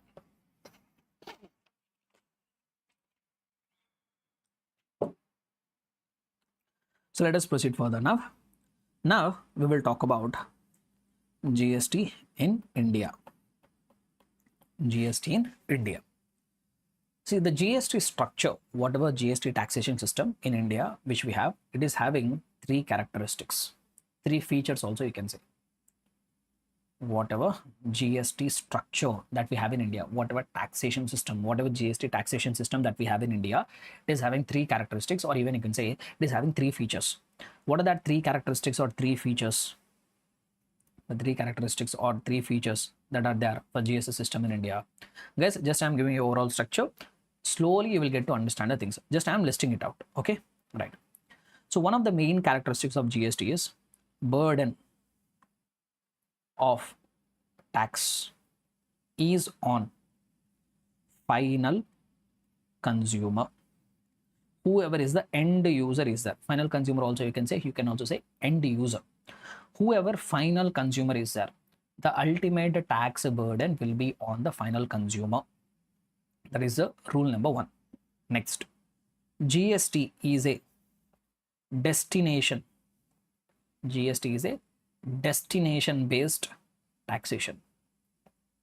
I will explain what is GST, what do you mean by destination taxation. This we'll talk about it later. Then in India, we have dual GST model. In India, the GST model, whatever we follow, that is what kind of model? That is a dual GST model. So the GST taxation system in India is having 3 characteristics. Everybody repeat along with me. What are the 3 characteristics of GST system in India? So the 3 characteristics are, number 1, burden of tax will always be on end user, or whoever is the final consumer. Whoever is the final consumer of the end product is the third person will be bearing the entire heat of the tax. Number 2, GST is a destination based taxation. Number 3, dual GST model. For one last time, guys, please repeat. As I have told in the class itself, we'll try to do multiple revision. So the way we structure the class is completely going to be different. So in the class, you will have conceptual clarity, and 1 or 2 rounds of revision, we will do it in the class itself. So if you have to complete your revision along with your preparation, so you have to participate. So once again, repeat everybody, what are the 3 characteristics of GST system in India? Number 1, burden of tax is on end user or final consumer. GST is a destination based taxation, and in India, we have dual GST model. So first, we will try to address the first one. What is that? Burden of tax is on final consumer. So let us try to understand how this is going to happen. See, take for example, there is a shopkeeper. There is a shopkeeper. Okay. Now, this shopkeeper is going to sell a product, a good. In our example, we will take it as mobile phone. Okay. So this shopkeeper is selling a mobile phone to the customer. You are the ultimate customer. You are the final customer. Okay. So he sold a mobile phone of how much? 50,000 rupees. 50,000 rupees worth of mobile phone he has sold. On that, GST has been collected at the rate of 10%, which will come to 5,000 rupees. Total 55,000 rupees is the bill amount. So now, as a final consumer, how much amount you will pay to the shopkeeper? 55,000 rupees you will pay to the shopkeeper. Now, what the shopkeeper will do? Out of this 55,000, 50,000 rupees, he will keep it in the cash box. He will keep it in his pocket. So 50,000 he will enjoy with that money. But balance of 5,000, whatever is there, that he will pay to the government. 5,000 rupees will be paid to the government. So you tell me, final burden, government has got 5,000. Government is very happy. But that 5,000 rupees has gone to the government from whose pocket? Did he pay it from the shop? Did it go from the shopkeeper's pocket? Definitely not. So from where it has gone? From the final consumer's pocket it has gone. So who is ultimately bearing the entire burden of the taxes? The entire burden of the taxes has been faced by final customer, end user. Whoever is the end user, he is feeling the pinch of the taxation. He is facing the burden of the taxation. Simple example, right? But if you understand the ordinary course of business, before the product reaches end consumer, there are so many people involved in between. Before a product reaches the end consumer, it has to go through different people.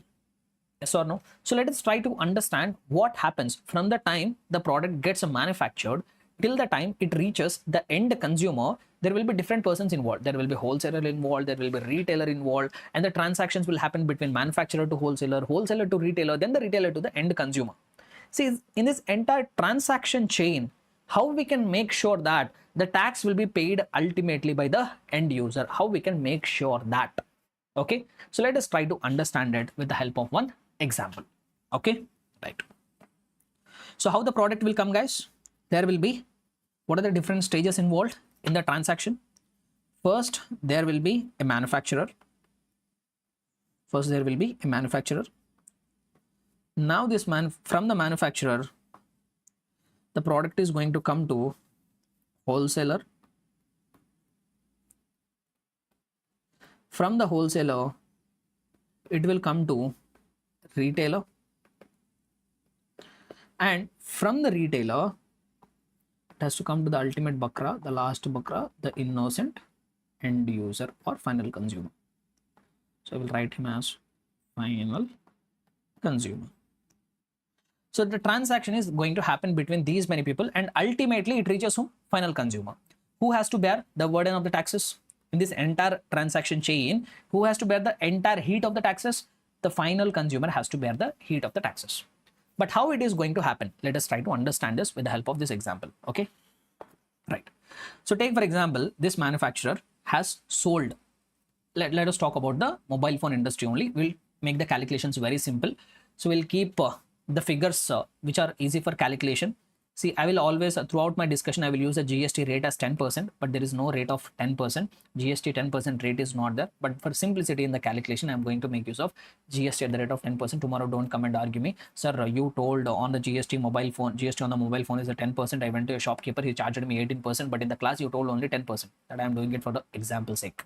For simplicity in the calculation, I'm going to do it. Okay, right. Everybody, listen now.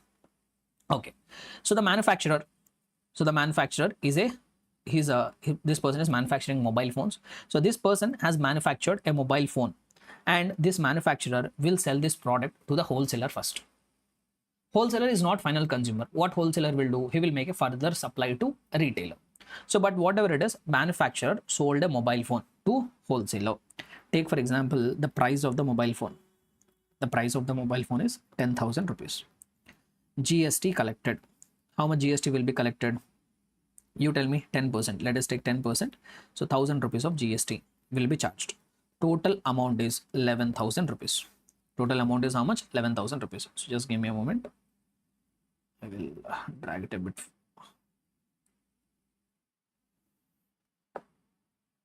Okay.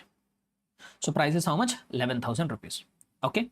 Now, how much wholesaler has to pay to the manufacturer? How much wholesaler has to pay to the manufacturer?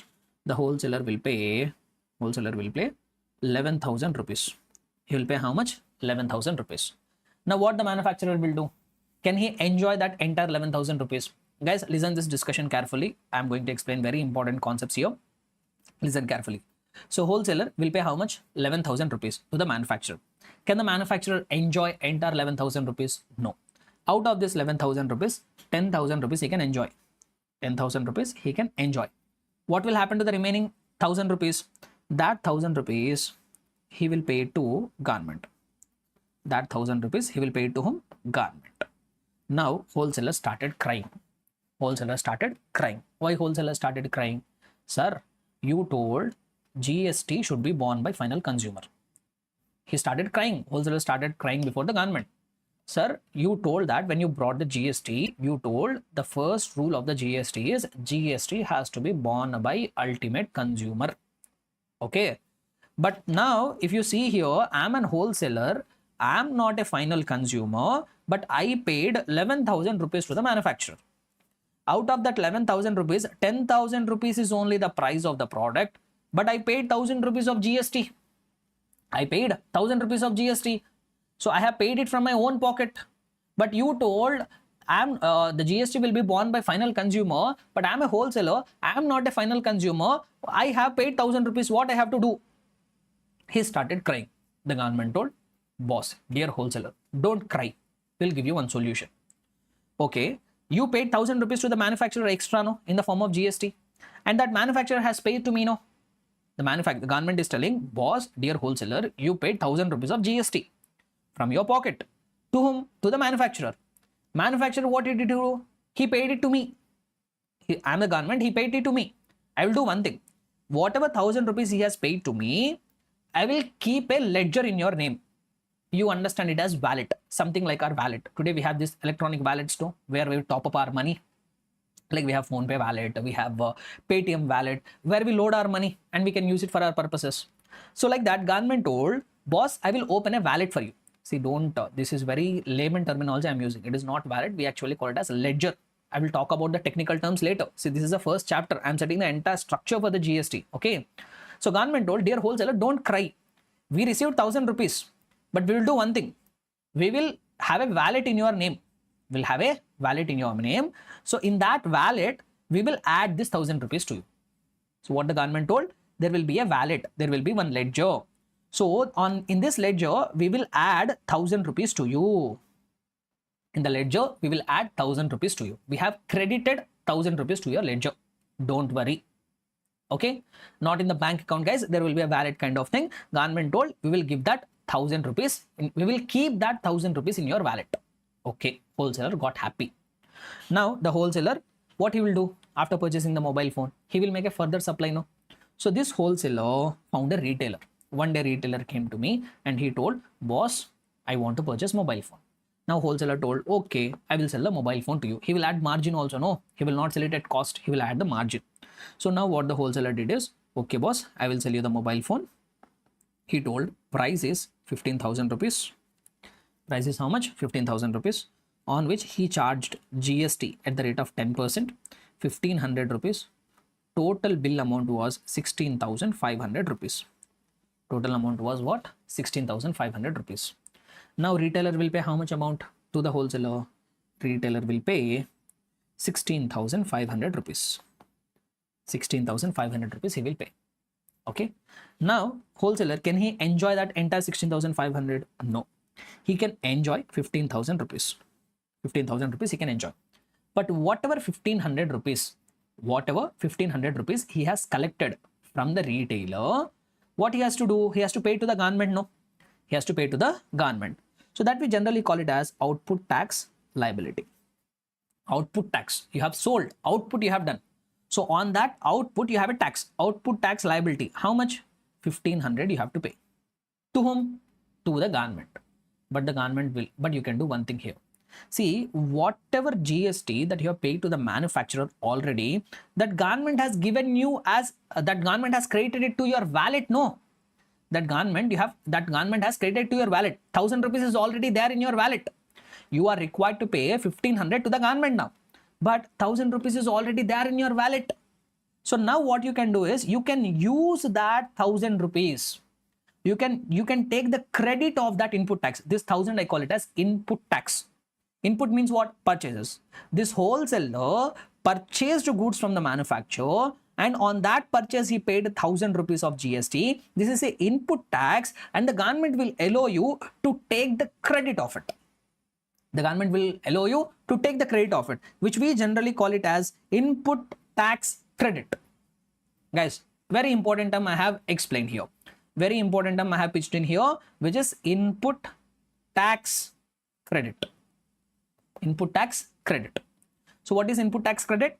Whatever purchase, if you are not the end user, if you are not the final consumer, on the purchases, whatever GST you have paid, that GST will be given as credit to you. That we call it as input tax credit. So this wholesaler is required to pay 1,500 rupees. Whatever he has collected from the retailer, 1,500 rupees. But he need not pay full amount to the government. Whatever input tax, whatever GST that you have already paid to the manufacturer at the time of purchase, that you can adjust it. This money is already lying in your wallet, no? I told it is a kind of wallet, right? So this money is already lying in your wallet. So this money is already lying in your wallet, so that you can take it as credit. So 1,000 rupees you will adjust. The balance will come to 500 rupees. This 500 rupees only will go to government. This 500 rupees only will go to government. Clear everybody till here? Understood? Till now, how much money has gone to government? So 1,000 rupees from the manufacturer, from the wholesaler, 500 rupees it has gone. Total government has got how much? 1,500 rupees of GST now. Now, coming to the next. So if you see here, retailer paid 16,500. Out of that, 15,000 is the price of the product. 1,500 rupees is GST. Now the retailer also started crying. Retailer is also crying now. Why the retailer is also crying now? He's crying, he's saying that, sir, GST, in case of GST, the tax, the burden has to be borne by final consumer. The burden has to be borne by final consumer. But I am not the final consumer. I am not the final consumer, no. Where I am the final consumer? I purchased the mobile phone to send it to some other user. So the government, so he started crying. What he started crying? So now the government told, okay, boss, you don't cry. You are a retailer, no. You are not the end user, no. Don't worry. Whatever 1,500 rupees you have paid as GST, whatever 1,500 rupees you have paid as GST, that we will credit in your ledger, which you taken it as credit, that we will give it in your wallet. Don't write the wallet anywhere in the examination. I am simplifying the discussion, okay? Just try to understand it. So whatever 1500 rupees you have paid to the wholesaler, that we will credit it to your ledger. So here he is having 1500 rupees of ITC. 1500 rupees of money is already lying there in his ledger, in his wallet. 1500 rupees has been created. Now this retailer, now a final consumer will come to him. Bakra, ultimate or innocent final consumer. Why I am calling our final consumer innocent person? Why? Because he is the person who is paying the taxes. He is the person who is ultimately paying the taxes. So how he will borne? Let us see. So retailer, how the tax will be borne by him? Let us try to understand. So the retailer, now he will sell the product to the final consumer. So retailer was in the shop. One day an innocent customer came to his shop and he wanted to buy a mobile phone. Retailer told, okay sir, we will sell the mobile phone to you. The price of which is 20,000. Margin also he will add, no, right? So price will be 20,000 rupees. On this, GST is going to be 10%, which will come to 2,000 rupees. Totally 22,000 rupees is the price of this mobile phone. 22,000 rupees is the price of the mobile phone. So he billed that amount to final consumer. Now how much amount final consumer will pay to the retailer? He will pay 22,000 rupees to the retailer. Will pay how much? 22,000 rupees to the retailer. Can the retailer enjoy entire 22,000 rupees? No. What he will do? So out of the 22,000, 20,000 rupees he will enjoy. But he's having output tax liability, no? He sold on that sale. On that sale, there is a tax liability. How much? 2,000 rupees. So he is having a output tax liability of 2,000 rupees. So let me move it here. Little bit congested, right? So his output tax liability is how much? 2,000 rupees. But will he pay entire 2,000 rupees? No. Why? Because he has already paid 1,500. No. While purchasing the mobile phone from the wholesaler, he has already paid 1,500 rupees. Government has already credited that money in his ledger, no, in his wallet, no. So now what he will do is he will adjust that 1,500 rupees against his output tax liability, and that the balance will come to 500 rupees. This 500 rupees once again will go to government. This 500 rupees only will go to government. Okay. So that's all. Now, will the final consumer also cry? No. Why? Because now it met the rule. He cannot say, now the final consumer also cannot come and say, sir, I am also paying GST. Please give me credit also. Why they will give credit? Why? Because you are a final consumer. What is the rule of GST? As a end user, whoever is the final consumer, he has to bear the heat of the taxes. Yes or no? The same thing happened. Now, if you observe, how much total GST government has got? How much total GST government has got? 1,000 rupees from the manufacturer they have got, 500 rupees from the wholesaler they have got, and 500 rupees from the retailer they have got. So which will come to a total amount of 2,000 rupees. So total 2,000 rupees of GST has been paid to government. This money has gone from whose pocket? This money has gone from final consumer's pocket. Who bear the ultimate heat of that entire taxes? Final consumer. If you see here, manufacturer paid 2,000 rupees, not from his own pocket. He collected from the wholesaler and paid it. Wholesaler paid 500, not from his own pocket. Collected from the retailer and paid it. Retailer paid extra 500. From whom? From whose pocket? Final consumer's pocket. But ultimately, if you look at the entire sequence, the whatever total GST amount which the government has got, that entire money has gone from final consumer only. Entire money has gone from final consumer. Able to understand here?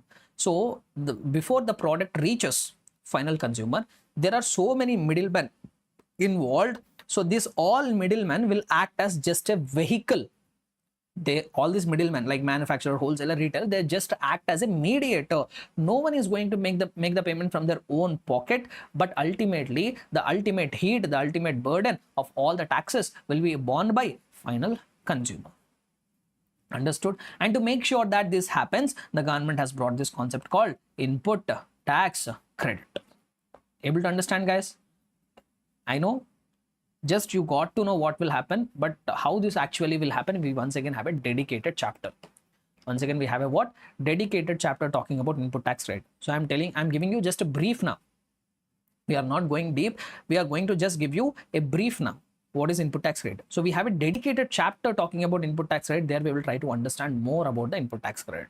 See, so many chapters we have touched upon. I touched upon supply. We have a dedicated chapter about it. I touched upon exemption. We have a dedicated chapter about it. We touched upon registration. We have a dedicated chapter about it.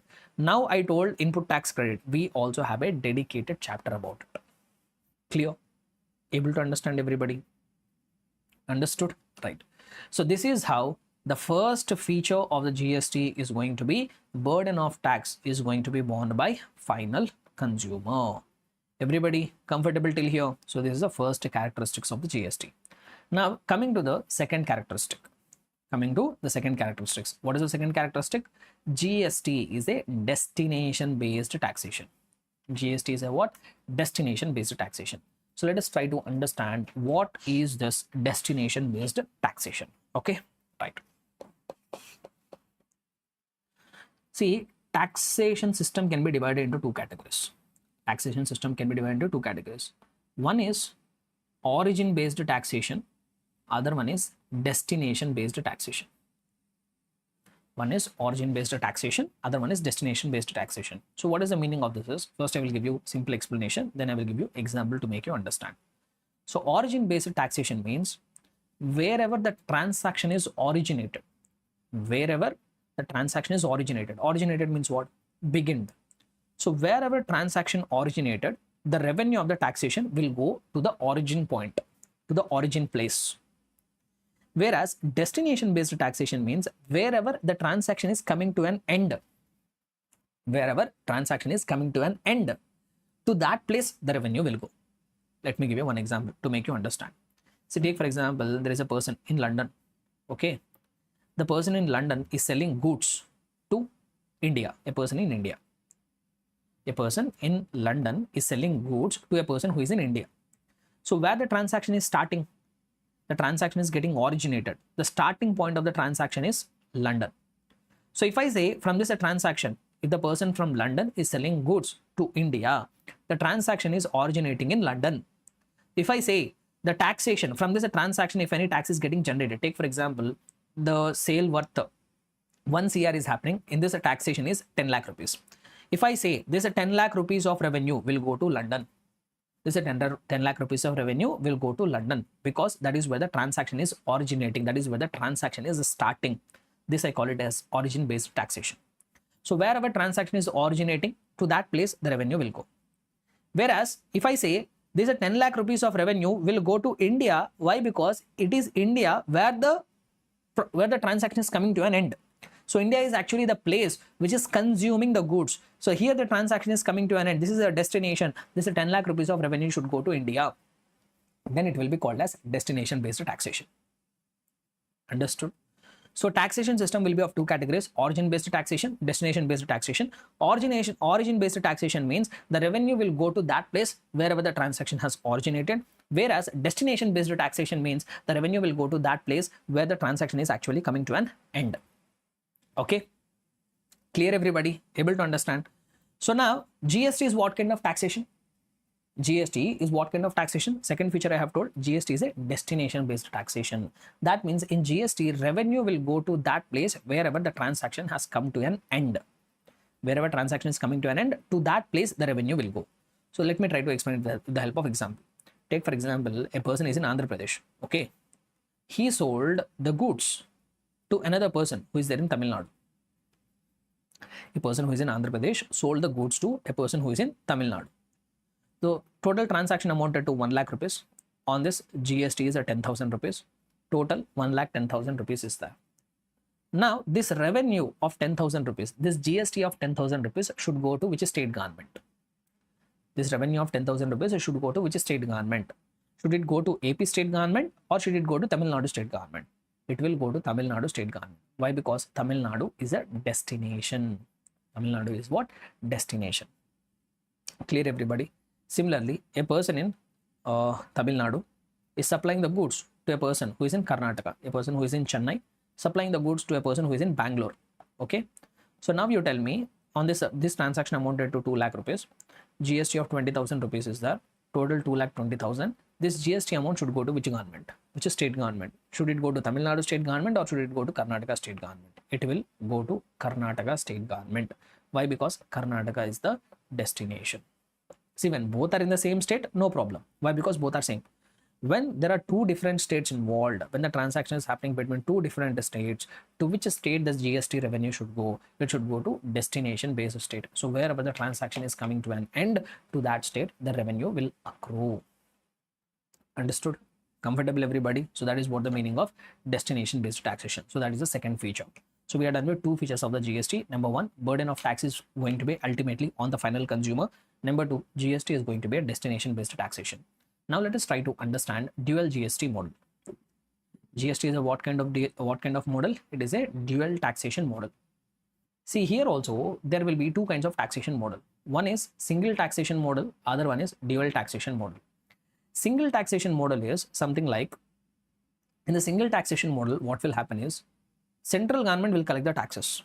Central government will collect all the taxes, and after it has collected, it will distribute the revenue to the state governments. It will distribute the revenue to the state governments. Like for example, today we have the central government. Central government will collect some taxes. After collecting all the taxes, the central government will distribute to which state how much revenue should go. This is what we call it as single taxation system. But there is a problem with the single taxation system. There's a problem with single taxation system. Especially when the problem will arise is, at the central government level, there is one party who has come into power. But at the state government level, there is some other party who is in power. Like for example, at the central government level, today in India, at the central government level, we have a BJP government. Okay. So this BJP government will collect the taxes. This BJP government will collect all the taxes. Now the BJP government will divide the revenue, will distribute the revenue to the state governments. Take for example, in Gujarat. In Gujarat also we have the same party in power. So to that party, they will distribute funds. Similarly, some other location is there. Take for example, Telangana is there. So in Telangana, some other political party is there in power. Now there might be conflict here. When the government which is there at the central level and the party which is there at the state level, if both are same, they might get higher share of revenue. On the other hand, if the party at the central government is different from the party which is at the state government, then that particular state government might get lesser share. Yes or no? So in those cases, the state government will be at the mercy of the central government. The parties who are ruling the state governments, they might be at the mercy of central government. So that is the main problem in the single taxation system, where GST will be collected, where amount of taxes will be collected by the central government, and the central government at its discretion, it will distribute the taxes to the state governments. If that happens, I told you what is the problem. So if the parties are differing, they have to live at the mercy of the central government. Yes or no? So that's why in India, they did not adopt single model of GST. Single GST model was not adopted. But in fact, we have dual GST model. What model of GST has been implemented in the country? Dual model of the GST has been implemented. What do you mean by that? When I say dual GST model, in case of dual GST model, both the central government and the state government simultaneously collectively levy the taxes. Both central government and the state government, both will levy the taxes simultaneously, and both will take their respective share. Like for example, if a transaction is happening between Mr. A and Mr. B, Mr. A is selling the goods to Mr. B. So sale is happening for 1 lakh rupees. Now what the government will do is, on this transaction, GST will be levied both by central government and also at the state government. Like for example, till now I was assuming GST rate as 10%. So if I assume total GST rate as 10%, what will happen here is, central government will come and levy GST at the rate of 5%, and respective state government will also come and levy GST at the rate of 5%, which will come to 5,000, total 10,000 tax liability will come, and it will come to 1,10,000. 5,000 rupees will be taken by the central government, and this 5,000 rupees will be taken by the respective state government. Able to understand? So here, both the governments will collectively have the power to levy the taxes, so that state government need not live at the mercy of central government. So India has adopted this GST model, this dual GST model, where both central government and state government will collectively levy the taxes, and both will take their respective share. So this is what the dual GST model which has been implemented in our country. Clear? See, in order to understand this dual GST model in a much more better manner, in order to understand this dual GST model with a lot of clarity, we need to understand the type of business transactions here. We need to understand how the type of transactions will happen, how the business transactions are going to happen. That we will try to understand it now. To get a better hold of dual GST model, we are going to discuss one interesting and amazing concept we are going to discuss now.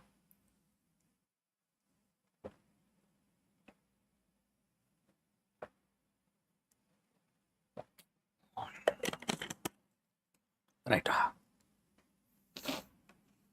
Fine. So, whatever business transactions are there, guys, this concept, whatever I'm going to explain, it's going to be very, very important. Please listen carefully. There is going to, the concept, whatever I'm going to explain now, that is going to set the base for the rest of the chapters. If you did not understand this concept, whatever I'm going to explain now, the remaining chapters will be a nightmare for you. But if you pay full attention, hardly some 15 to 20 minutes will spend on this topic. So if you are able to spend 15 to 20 minutes very effectively, tentatively, attentively in this coming 10 to 15 to 20 minutes, the rest of the chapters are going to be very smooth. If you have trouble here, rest of the chapters are also going to be having a lot of trouble. So listen carefully. So business transactions, I can broadly divide into three categories here.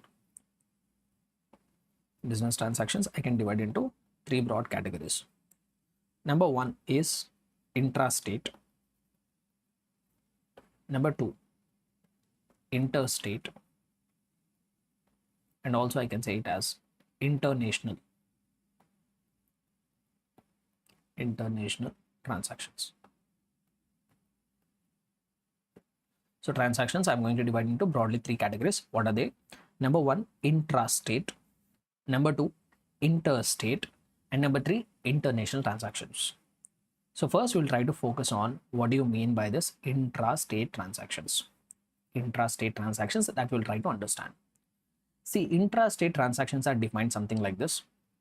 When the location of the supplier and place of supply are in same state, or if they are in same union territory. When location of the supplier and the place of supply, when they are falling in same state or same union territory, then we call that supply as intrastate supply. Then we call that supply as what? Intrastate supply. Come on, repeat everybody along with me. Guys, why I'm making you repeat is wherever important concepts are there I will make you repeat multiple times. That is for the advantage of you only. I remember the provision, but I want you to remember the provision. So that's why I will ask you to repeat multiple times whenever I feel certain concept as very, very important. Okay. So repeat along with me. What do you mean by intrastate supply? So intrastate supply can be defined as something like this. When the location of the supplier and also the place of supply. Place of supply, for the time being now, I will explain it as the place where the goods or services are getting supplied. To which place you are supplying.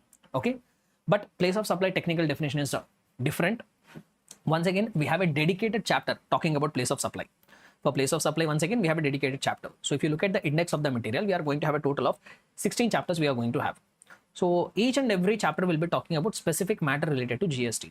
So for place of supply also, we have a dedicated chapter. We'll talk about it later. But for the time being now, you understand it as the place to where supply is being made. So if the location of the supplier and the place of supply are in both are going to be same in a same state and or in a same union territory, then we call that supply as intra-state supply. Okay. So let me try to give you an example. There is a person who is in Andhra Pradesh. This is a supplier. Okay.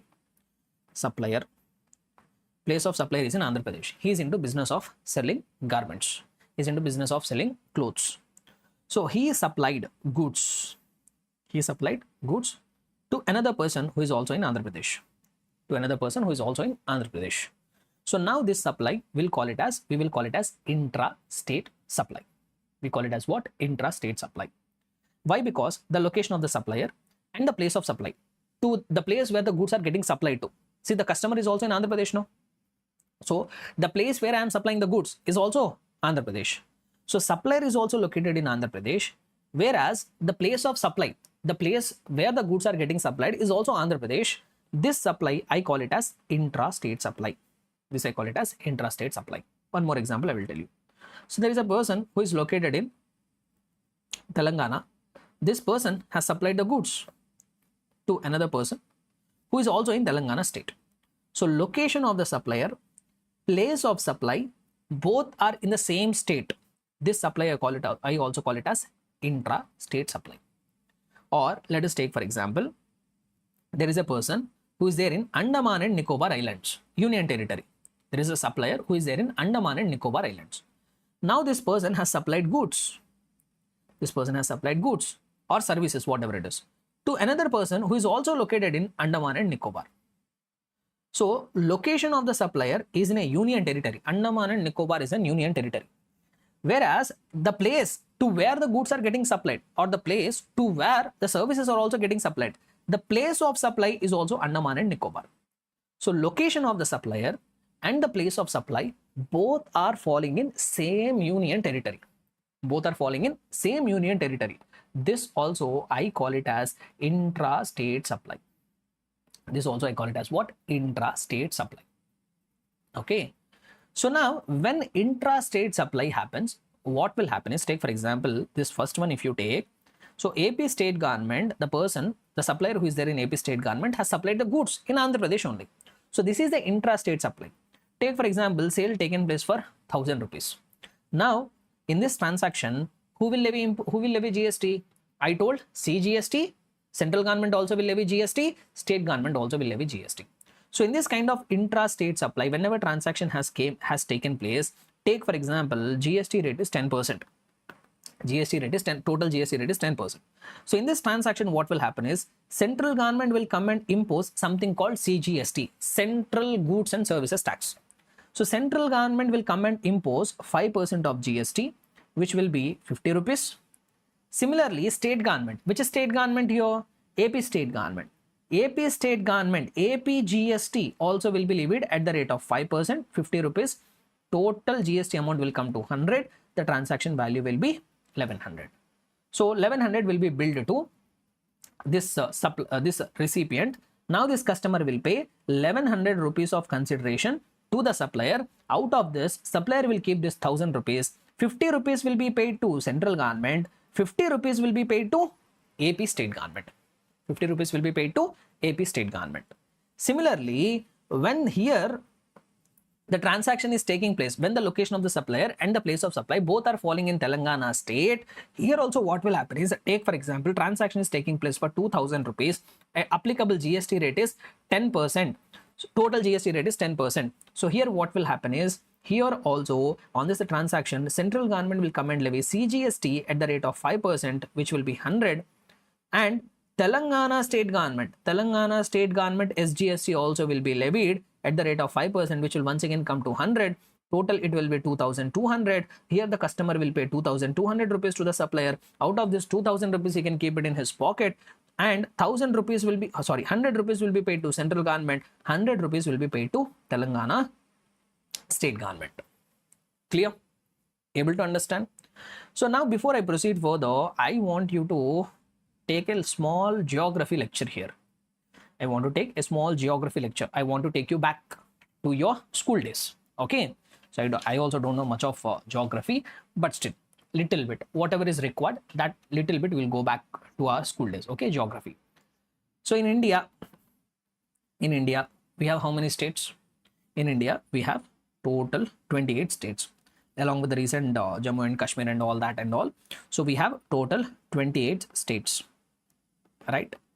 And we have 8 union territories. We have how many union territories? We have 8 union territories. We have. What are that 8 union territories? Let me list them out. Andaman and Nicobar Islands, Lakshadweep we have, Ladakh, okay, Daman and Diu and Dadra Nagar Haveli. Daman and Diu and Dadra Nagar Haveli. Dadra Nagar. Okay. Then we have Chandigarh. Then we have Delhi. Puducherry, nothing but Pondicherry, but don't write anywhere Pondicherry, write Puducherry only. And then we have Jammu and Kashmir. So totally how many union territories we have? 8 union territories we have. Okay, what are they? List them out.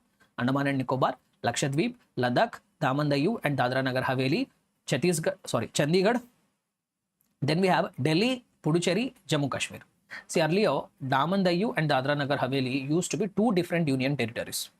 Earlier, before I think 2018 or something. So 2018 bill was passed. I think in 2020 they have merged. I'm not exactly aware. I don't exactly remember the years. Earlier, what used to happen is Daman and Diu and Dadra Nagar Haveli both used to be 2 union territories, but the central government thought that these 2 places are very adjacent to each other. Even if you see it in the map also, they are very adjacent to each other. Government thought by maintaining 2 different union territories, administration costs are going up. Why? Because when you have a separate, when you give them separate status in both of these places, you need to have separate administration offices, separate government officers and all used to be there. So that is adding so much of administrative cost. So what the government thought is, since they are both adjacent places, let us combine both of them together. And they have told Daman and Diu and Dadra Nagar Haveli, they have made it into single union territory. Now, out of these 8 union territories, there are some union territories which they have their own legislature. There are some union territories which have their own legislature. When I say own legislature, what do I mean by this is, some union territories, they will have their own elections, they will have their own chief minister. Like if you take Delhi, for Delhi we have separate chief minister. Elections for Delhi will happen separately and there will be a separate chief minister for Delhi. So Delhi, even though it is union territory, it is having legislature. It will have administration equal to the state government only. Similarly, Puducherry. In the Puducherry also we will have elections, there also we will have a chief minister and all. Same thing will happen for Jammu and Kashmir. In Jammu and Kashmir also separate elections will happen, they will have their own chief minister. So these 3 union territories, Delhi, Puducherry and Jammu Kashmir, these 3 are called as union territories with legislature. Union territories with legislature. They have their own law and order. They have their own chief minister. They have their own elections. So these 3 union territories, which 3 union territories, guys? Delhi, Puducherry and Jammu Kashmir. These 3 union territories are having their own legislature. For the purpose of GST, these 3 union territories also will be treated as state governments only. These 3 union territories also will be treated equivalent to states. So for the purpose of GST, we have 28 states plus 3 union territories with the legislature. So total we will have 31 states. 31 states we will have only for the purpose of GST. We have 28 states only as per geographical distribution, but for the purpose of GST, these 3 union territories, which 3 union territories? Delhi, Jammu, Kashmir and Puducherry. These 3 union territories, since they have their own legislature, they are treated as state governments only. So we'll have total 31 states for the purpose of GST, and these 5 states are without legislature. These 5 states are without legislature. They don't have their own separate elections and all. They will be under the control of central government only directly. So Andaman and Nicobar, Lakshadweep, Ladakh, Daman Diu and Dadra Nagar Haveli and Chandigarh. So these 5 union territories are without legislature. So when I say union territory for the purpose of GST, I am referring to these 5 only. I am referring to these 5 only. Sir, why you have told this discussion? Why I have told this discussion is, so if you take here Andaman and Nicobar, if you take this example, location of the supplier is Andaman and Nicobar, which is an union territory, and place of supply is also Andaman and Nicobar, which is union territory. So both are falling in same state and union territory. This is a intrastate supply. So if it is a intrastate supply, since it is a union territory, what will be levied? Take for example, transaction taken place for 10,000. Central government will impose CGST at the rate of 5%, which will come to 500 rupees. UTGST will be levied here. What will be levied? UTGST at the rate of 5% will be levied here. Because it is a union territory, no? So UTGST, if it is a state, we say SGST. But if it is union territory, we say UTGST. So here UTGST will be levied at the rate of 5% and the 500 rupees. Total it will come to 11,000. Now the customer here, he will pay 11,000 rupees. Out of that, this supplier will keep 10,000 rupees in his pocket, whereas 500 rupees he will pay to central government, which is CGST, no? Now what about the remaining 500, which is UTGST? This 500 rupees also will go to central government only. Why? Because Andaman and Nicobar is a union territory, no? Union territory will not have separate administration. No, this union territory also will be managed by central government only. No, so this 500 rupees also will go to central government only. Able to understand? So when UT GST is levied, that will also go to central government. Understood? Now, one more example. So let us have one more example. Right. Fine. So take for example, come on guys, participate now. So this will actually test your understanding skills. Let us see now. There is a supplier. Okay. Supplier is located in Delhi. He supplied goods or services to a customer who is also in Delhi. That means place of supply is also Delhi. So is this an intrastate supply? Yes. Location of the supplier, place of supply, both are in same state here. Delhi will be considered as state, even though it is a union territory. It is having legislature, no? For the purpose of GST, it will be treated as state only. So a person in Delhi has supplied the goods to another person in Delhi. So it is an intrastate supply? Yes. So this intrastate supply, what will be levied? CGST. Take for example, 10,000 rupees of transaction is taking place. Central government will impose GST at the rate of 5%, which will be 500. What will be levied? UT GST or SGST? SGST only. Delhi GST. Delhi GST at the rate of 5% will be imposed. 500 rupees. Total will come to 11,000. Customer will pay 11,000 to the supplier. Out of that, supplier can keep 10,000 rupees. 500 will be paid to central government, and another 500 rupees will be paid to Delhi state government, Delhi Union Territory. But anyhow, Delhi is considered as state. Why? Because it is having its own legislature. One more example. So there is a supplier. There is a supplier who is located in Puducherry. He supplied goods to the customer who is also in Puducherry. Okay. So now the supply has taken place. The location of the supplier and the place of supply both are falling in same state here. Puducherry is having legislature. No, it will be considered equal to state. So is it an intrastate supply? Yes. Transaction is taking place for 10,000 rupees. Central government will impose CGST at the rate of 5%, which will come to 500. Now what will be levied? UT GST will be levied or SGST will be levied? SGST only. Why? Because Puducherry will be considered as state. So Puducherry GST will be levied at the rate of 5%, which will come to another 500 rupees. Total 11,000. Out of this, he will keep 10,000 rupees. 500 rupees will be paid to central government. Another 500 rupees will be given to Puducherry government. Understood? One more example. One more example, guys. Last example, okay? So there is a person who is located in Lakshadweep. Lakshadweep, okay? He's a supplier. Location of the supplier is in Lakshadweep. He supplied goods to another customer who is also there in Lakshadweep. So location of the supplier and place of supply both are in same union territory. Will it be an intrastate supply? Yes, it will be intrastate supply. Supply has taken place for 1,000 rupees. Supply has taken place for 1,000 rupees. Since it is an intrastate supply, what will happen? Central government will come and impose CGST at the rate of 5%, 50. What will be levied? SGST or UT GST? UT GST here. Why UT GST here? Why? Because Lakshadweep is an union territory without a legislature. So UT GST will be levied at the rate of 5%, 50, which will come to total 1,100 rupees. Now he will pay 1,100 rupees. Out of that, 1,000 rupees he will enjoy. 50 rupees of CGST will be given to central government. 50 rupees of UT GST also will go to central government only. Able to understand? Clear, everybody?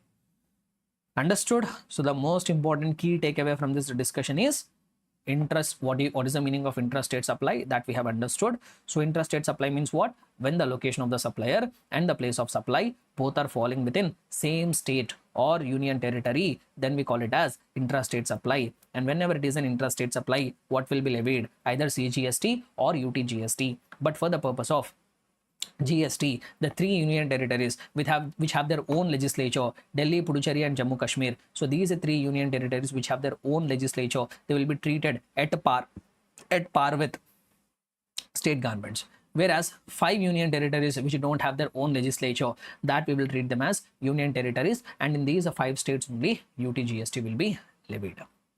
Understood? Clear, everybody? Right. Now, so let us come to the another thing. So we are understanding business transactions here. So we understood what is an intrastate supply. Now we have to understand intrastate. What is intrastate supply? We have understood. Now we have to understand what is an interstate supply. And for the purpose of GST, both interstate and international transactions also will be treated as interstate only.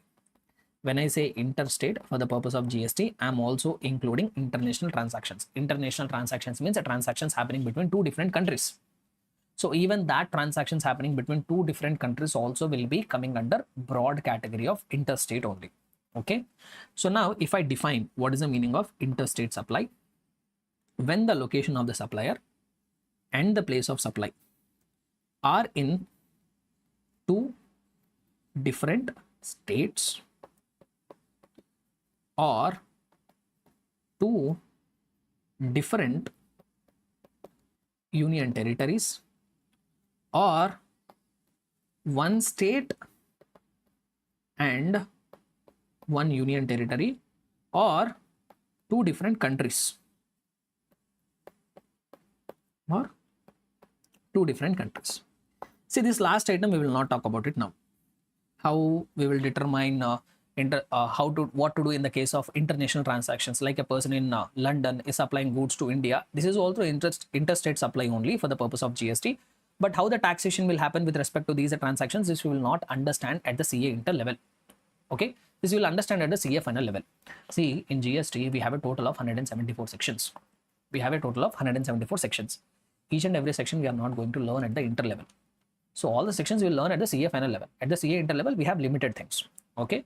But for the sake of definition, so what do you mean by interstate supply?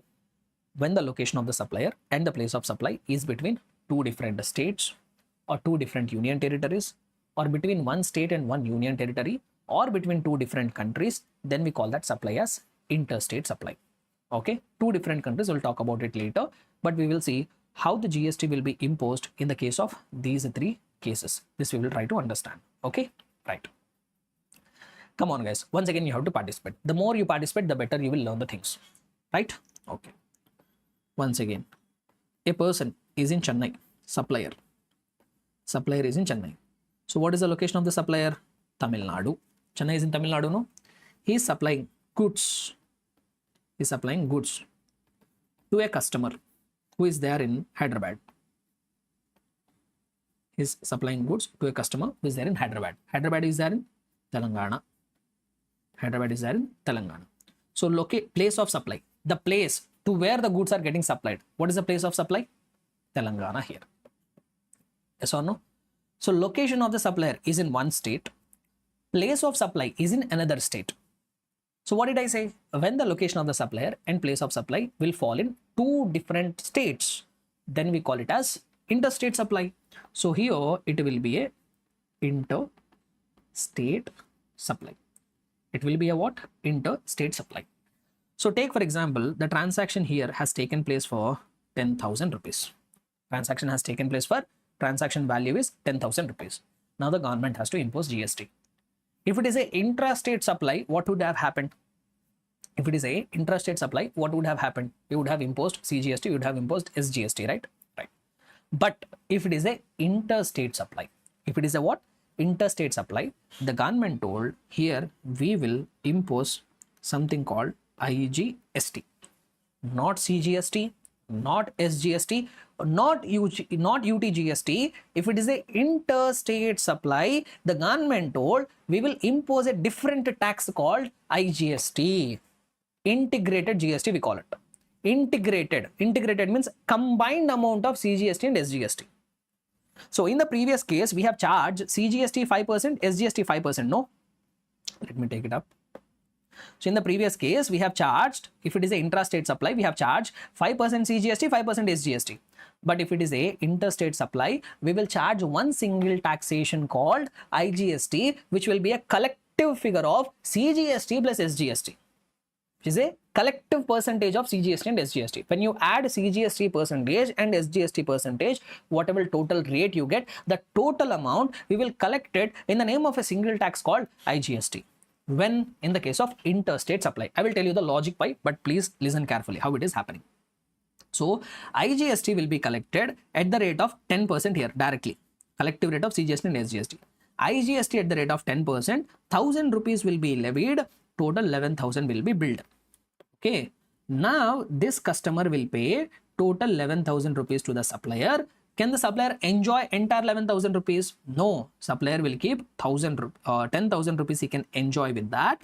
And that 1,000 rupees of IGST, whatever has been collected, 1,000 rupees of IGST, whatever has been collected, that entire amount will be paid to central government. Entire amount will be paid to central government. Now, central government got how much? Central government has got 1,000 rupees. Now, can the central government keep that entire 1,000 rupees with them? No. What central government will do? It will keep a 50% and balance of 50% will be given to state government. Balance 50% will be given to state government. Now, I am going to test your concept. You tell me, you are clear now, 50% is going to go to state government. To which state government the central government will give this 50%? 50%, if I say 500 rupees central government will keep here, 500 rupees should be given to state government. To which state government the central government will transfer this money? Tell me. It is there in the today's discussion only. The central government will transfer this 500 rupees to Telangana state government. Why? Because GST is a destination based taxation. Destination, where the transaction is coming to an end. In the Telangana state, the transaction is coming to an end. So the central government will transfer that 50% of the amount, 50% of the IGST amount to Telangana state government. It will transfer. Understood? Clear, everybody? Able to understand? Yes or no? Right. Okay. Understood, everybody? So what is the summary? In the case of interstate supply, nor CGST nor SGST, a total collective amount called IGST will be levied. That amount will go to central government. Central government will give 50%. 50% will be given to destination state. Okay. Sir, why IGST has been introduced here? You all will get a doubt. Sir, why can't it tax it like an interstate supply? Why can't we tax it like intrastate supply? What will happen if there is no IGST? I will tell you. What will happen if there is no concept called IGST? Then what will happen? I will tell you. Okay. Take the same example. Person is in Tamil Nadu. Location of the supplier is in Tamil Nadu. He is supplying the goods to a person who is there in Telangana state. So place of supply is Telangana. It is intrastate supply. Sorry, it is interstate supply. The transaction is taking place for 10,000 rupees. What will happen if there is no IGST, but it has to tax in the form of CGST and SGST? What will happen? I will tell you. So take for example, if CGST at the rate of 5% is getting levied, 500. SGST at the rate of 5% is getting levied, 500. Okay. Total 11,000 rupees will be collected. Okay. Now the customer will pay 11,000 rupees to the supplier. Supplier will keep 10,000. Okay. Now this supplier, whatever 1,000 rupees is there, what he has to do, this GST amount, what he has to do, 500 rupees he will give it to central government. Whereas balance of 500 rupees he has to remit to state government. To which state government he will remit? To which state government he will remit? Since he is a supplier located in Tamil Nadu, he will get registered with the Tamil Nadu state government. Since this supplier is in Tamil Nadu state, this supplier will get registered with Tamil Nadu state government. Since he is registered with Tamil Nadu state government, this 500 rupees of SGST will be given to Tamil Nadu state government. Yes or no? But this money has to go to whom? Destination based taxation. No, GST is destination based taxation. But this revenue should actually go to Telangana state government. Now this Telangana state government has to ask the money from Tamil Nadu state government. Boss, a transaction has taken place. The supplier in your state has collected SGST from you and deposited with you. But actually that money belongs to us. Please transfer that GST amount to us. But state governments will have fight. No, Telangana state government will say we are eligible for that money. Tamil Nadu state government will say, no, our supplier has paid to us, we will not give it to you. Now these two states will start fighting. These two states will start fighting. And like this, how many states are there? How many fights will happen? So that's why central government told, in our country, we already have enough of mess. In our country, we already have so many problems to solve. We don't add to that pile of problems. This is a problem also. State governments fighting for getting the share of the GST. We don't want this problem also to get added. So let us do one thing. If it is an interstate supply, state governments, you don't fight with each other. I will impose a tax called IGST. I will collect the total figure. I will keep my 50%. The balance 50%, I will give it to the deserving state. Understood? So with this, the conflict between the state governments has come to an end. That's why IGST has been brought here. Okay. So when the location of the supplier and the place of supply both are falling in two different states or two different union territories or between one state and union territory, then what the government will do? It will levy a tax called IGST. Central government will keep 50%. The balance 50% will be given to the destination based state or union territory. Okay. So with this background understanding, I'm going to give you a few examples. I need answers from you all. Right. Come on, guys. We are going to solve illustrations. These illustrations will actually go an extent to test your conceptual clarity. Right. So there is a supplier who is located in Tamil Nadu.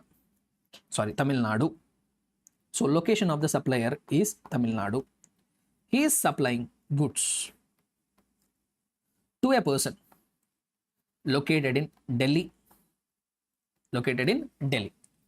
So place of supply is Delhi. Since Delhi is a union territory having legislature, this also will call it as state government only. But if you see here, location of the supplier and the place of supply both are falling in two different states. So this will be a interstate supply. So value, the transaction has taken place for 1 lakh rupees. What the government will impose now? IGST they will impose at the rate of 10%. Just imagine. So 10,000 rupees will be the IGST amount. Total billed amount will be 1,10,000 rupees.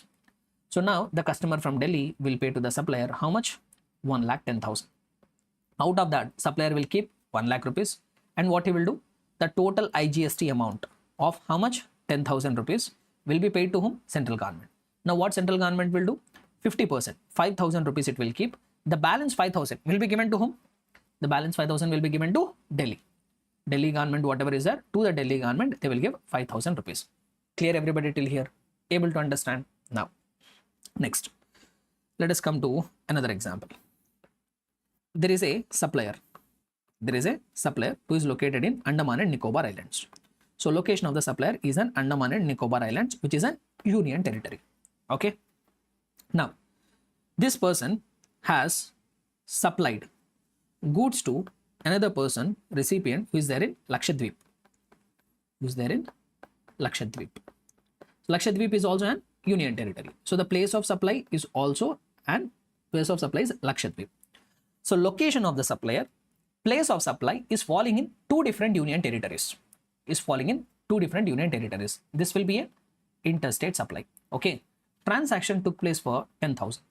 So what will be imposed here? It will be interstate supply. So what will be imposed here? IGST will be levied here. So at the rate of 10%. So 1,000 rupees of IGST. Total 11,000 rupees of amount has been collected. Now what this person will do? Total 11,000 rupees will be paid to supplier. Now this supplier, whatever IGST component is there, 1,000 rupees, that he will pay to whom? Central government. Now what the central government will do? It will keep 500 rupees, 50% its share. Balance 50% will be given to whom? Balance 50%, it will be given to whom? It should be given to Lakshadweep Union Territory, right? But Union Territory, since it is an Union Territory without legislature, it will be under central government control only. It will be under, see, if it is some another state or Union Territory with legislature, they would have given it to that respective state government. But here, Lakshadweep is a Union Territory which doesn't have any legislature. It is under the control of central government only. So this balance 50%, once again, it has to come to central government. That means no transfer is required here. Why? Because the other union territory is also under state administration. So in this case, the central government will keep the entire 1,000 rupees. 50% need not be transferred. Why? Because even if you transfer it also, the other party is none other than you only. That means if you have to transfer it means I am taking the money from this pocket and keeping it in my another pocket. It will remain with me only. Understood? So that's why here entire IGST amount will be kept by central government only. Understood? Clear everybody? Next. One more example I will give you. Okay. So there is a person who is there in Uttar Pradesh, supplier. Okay. Location of the supplier is UP. He is supplying the goods to a person who is in Ladakh. Ladakh is also a union territory. Yes or no? So place of supply is Ladakh, which is an union territory.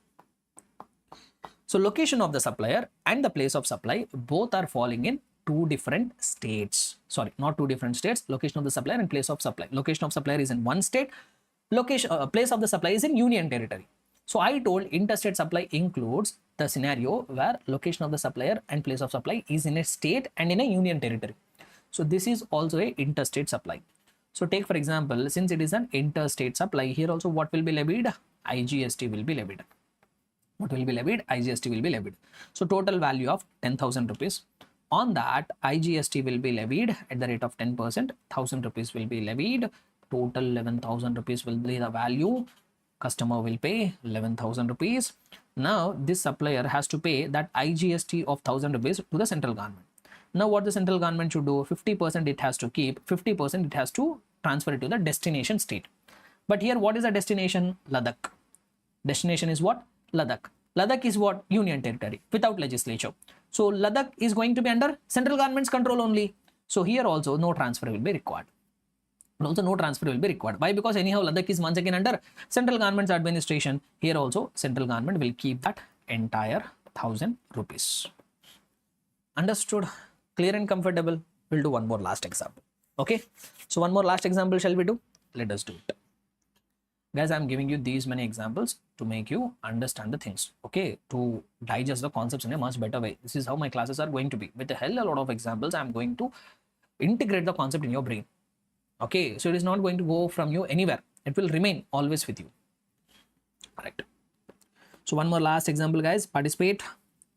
So we have a person who is located in, what example we will take? Chandigarh. Chandigarh, which is an union territory without legislature. Location of the supplier is Chandigarh. He supplied the goods to a person who is there in Punjab. So place of supply is Punjab. So location of the supplier and place of supply is falling in a different state and a different union territory. So this will be a interstate supply. Okay, if it is an interstate supply, what will be levied? IGST will be levied. Take for example, a transaction is taking place for 1 lakh. Since it is an interstate supply, what will be collected? IGST will be collected 10%. So 10,000 rupees of IGST. Total 1,10,000 rupees will be the amount. So now this person will pay 1,10,000 rupees to this person. Now what this person will do? 1 lakh rupees he will keep, and this IGST amount of 10,000 rupees he will transfer it to which government? Central government. Central government will get 10,000 rupees now. Now what it should do? 50% it has to keep and 50% it has to transfer it to the destination state. So now here 5,000 rupees will be kept by the central government. Here destination state is Punjab. Punjab is having its own state government. So this 50% rupees, this 5,000 rupees, it has to transfer it to Punjab state government. Clear? What would have been done? What would have been done if the destination is an union territory without legislature? No transfer will be required. Central government itself will keep that money also. Understood? Clear? So this is how the dual structure of GST is in operation in our country. Understood? So what we have understood till now, we have understood what is an interstate supply, what is an intrastate supply, how the taxation will happen in the case of interstate and intrastate. So if it is a intrastate, CGST along with SGST or UTGST will be levied. On the other hand, if it is the interstate supply, in order to avoid the conflict between the state governments, central government came forward and told, if it is an interstate supply, we will collect IGST, 50% we will keep and 50% we will give it to the deserving state. Understood? Comfortable, everybody? Right. So many things we have discussed now. So it's almost been 2.5 hours. So let us have a quick recap what and all we have discussed today. So when it comes to the subject, what and all we have understood? We understood what is the meaning of the taxation. Definition of tax we have understood. Tell me guys, what is the definition of tax? Tax is a non-voluntary payment under law to the government. So why government need taxes? In order to take care of citizens of the country, like taking care of the citizens, meeting the development needs of the people. So for all that purposes, the government is going to need the taxation money. And then we have understood what is the definition of GST. Only half of the definition we have understood. GST is a tax on supply of goods, services, or both. That means a GST will be imposed on goods, services, or both. But just because goods are there, just because services are there, or just because both is there, GST will not be levied. An activity should happen to trigger the GST to be imposed. And what is that activity? That activity in our GST terminology, we call it as supply. So supply should take place, then only we will implement then only GST will come into picture.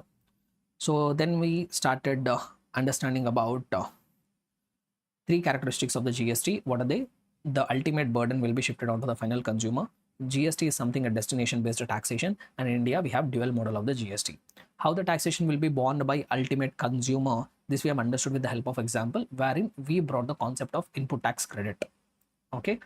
Then after that we have understood destination based taxes. So how GST is a destination based tax we understood. So basically there are two modes of taxation: origin based, destination based. In the case of origin based taxation, so taxation is going to go to the origin based state or country, whereas in the case of destination based taxation, wherever the end is happening, wherever the goods are getting consumed, actually if I have to put it in simple terms, wherever consumption of the goods or services is happening, that state will be a deserving state for the purpose of GST revenue. Then India has adopted dual GST model, where central government and state government both will have the power to simultaneously tax a transaction, so that the state government should not be at the mercy of central government. Clear? Right. And then in order to understand a dual model of the GST, we understood the types of business transactions. Intrastate we have understood, interstate we have understood. Intrastate means a transactions where the location of the supplier and the place of supply both are in same state or same union territory. Then we call it as intrastate supply. And in the case of intrastate supply, CGST along with SGST or UTGST will be levied depending on the state or union territory. Either CGST or UTGST will be levied. On the other hand, interstate supply means those transactions where the location of the supplier and the place of supply are falling in two different states or two different union territories, or between one state and one union territory, or between two different countries. We did not talk about these two different countries. Why? Because that is irrelevant for our CA inter or CMA inter. So we spoke about these three things. So if it is an interstate supply, then IGST will be levied, which will be a collective amount of CGST and SGST, and this IGST amount will go to central government. Central government will keep 50% and balance 50% should be transferred to the destination based state or union territory. If the destination based state or union territory is a union territory without legislature, then no need to be transferred. Central government itself can keep it. Why? Because for union territories without legislature, administration will be taken care by central government itself. So this is what the summary of all the discussion whatever we had. So just we'll have a quick look at the material now. So as you could see how interactive the material here is. So we have done a lot of work on this material, right? So we'll read a little bit of the material also here. So first of all, overview of taxation system in India. So they're giving a brief about how the taxation system is there in India. So what is the role of taxes? Taxes fund public expenditure. So the government has to spend a lot of money on public, and how the government is going to get that money for doing public expenditure? So taxes are going to fund it. So taxes will help the government to do the public expenditure to meet development needs and also serve as its fiscal policy tools. So the government has to spend money on public for the purpose of development, and also they will have various fiscal policies. So in order to meet that public expenditure, what is the source? Taxes fund that actually. And what is the definition of the tax? It is a mandatory financial charge. What is it? It is a mandatory. Tax is something which is mandatory. It is not voluntary. It is a mandatory financial charge. Imposed by whom? Legislative authority. Imposed by some law. Legislative authority means law. On individuals or property owners. Not voluntary. Tax is not voluntary. This I told you. This is not something which you are paying out of your choice. It is not voluntary, but an enforced contribution. It is a forced contribution from you. You have to pay it. Whether you like it or not like it, you have to pay it. Next, what are the different types of taxes? First thing we have direct tax, where imposed directly on taxpayers, that is individual or entities, and cannot be shifted to others. You can't shift the burden of taxation to others. Whoever is paying the tax, that person will only ultimately bear the taxes also. Indirect taxes, paid initially by one party like manufacturer or seller, but ultimately borne by consumers. So whoever the ultimate consumer is there, he will bear the heat of the taxes. We have seen the example also how that will happen. And what kind of taxation it is very regressive in nature. Regressive means it doesn't depend on the income generating capacity of the person. Everybody has to pay the equal amount of tax. And this GST will be indirect taxes will be levied on consumption, like when you go and purchase, when you spend your money, when you enjoy a privilege, like when you go and receive the services. Then GST will be levied rather than on income or property. Indirect taxes will not be levied on your income. Indirect taxes will not be levied on your property. Indirect taxes will be levied when you go and consume something, when you go and purchase something, when you go and enjoy some service, when you enjoy some privilege. For example, you go to a movie theater, you have the privilege of watching a movie on big screen. For that, indirect taxes will be levied. So indirect taxes will not be levied on income or property. And GST was actually introduced on July 1st, 2017. Before the GST came into picture, we used to have so many indirect tax laws. On July 1st, 2017, all that indirect tax lists were merged into GST. So on July 1st, 2017, India introduced the GST, consolidating numerous indirect taxes. But even after introduction of GST, also customs duty is there. Customs duty is there even after GST. But whatever earlier indirect tax laws were there, like excise duty, we used to have service tax, we used to have VAT, we used to have CST. So all these are gone. So all these have been clubbed into single taxation system GST. But even after GST, what extra indirect tax is there? Customs is there. Customs duty is there, still there, even after implementation of GST also. So this is what regarding overview of taxation system in India. So this much is enough for today. Remaining discussion, we'll try to have it in our next session. So that's all guys. Take care everybody. Bye. See you in the next class. Take care.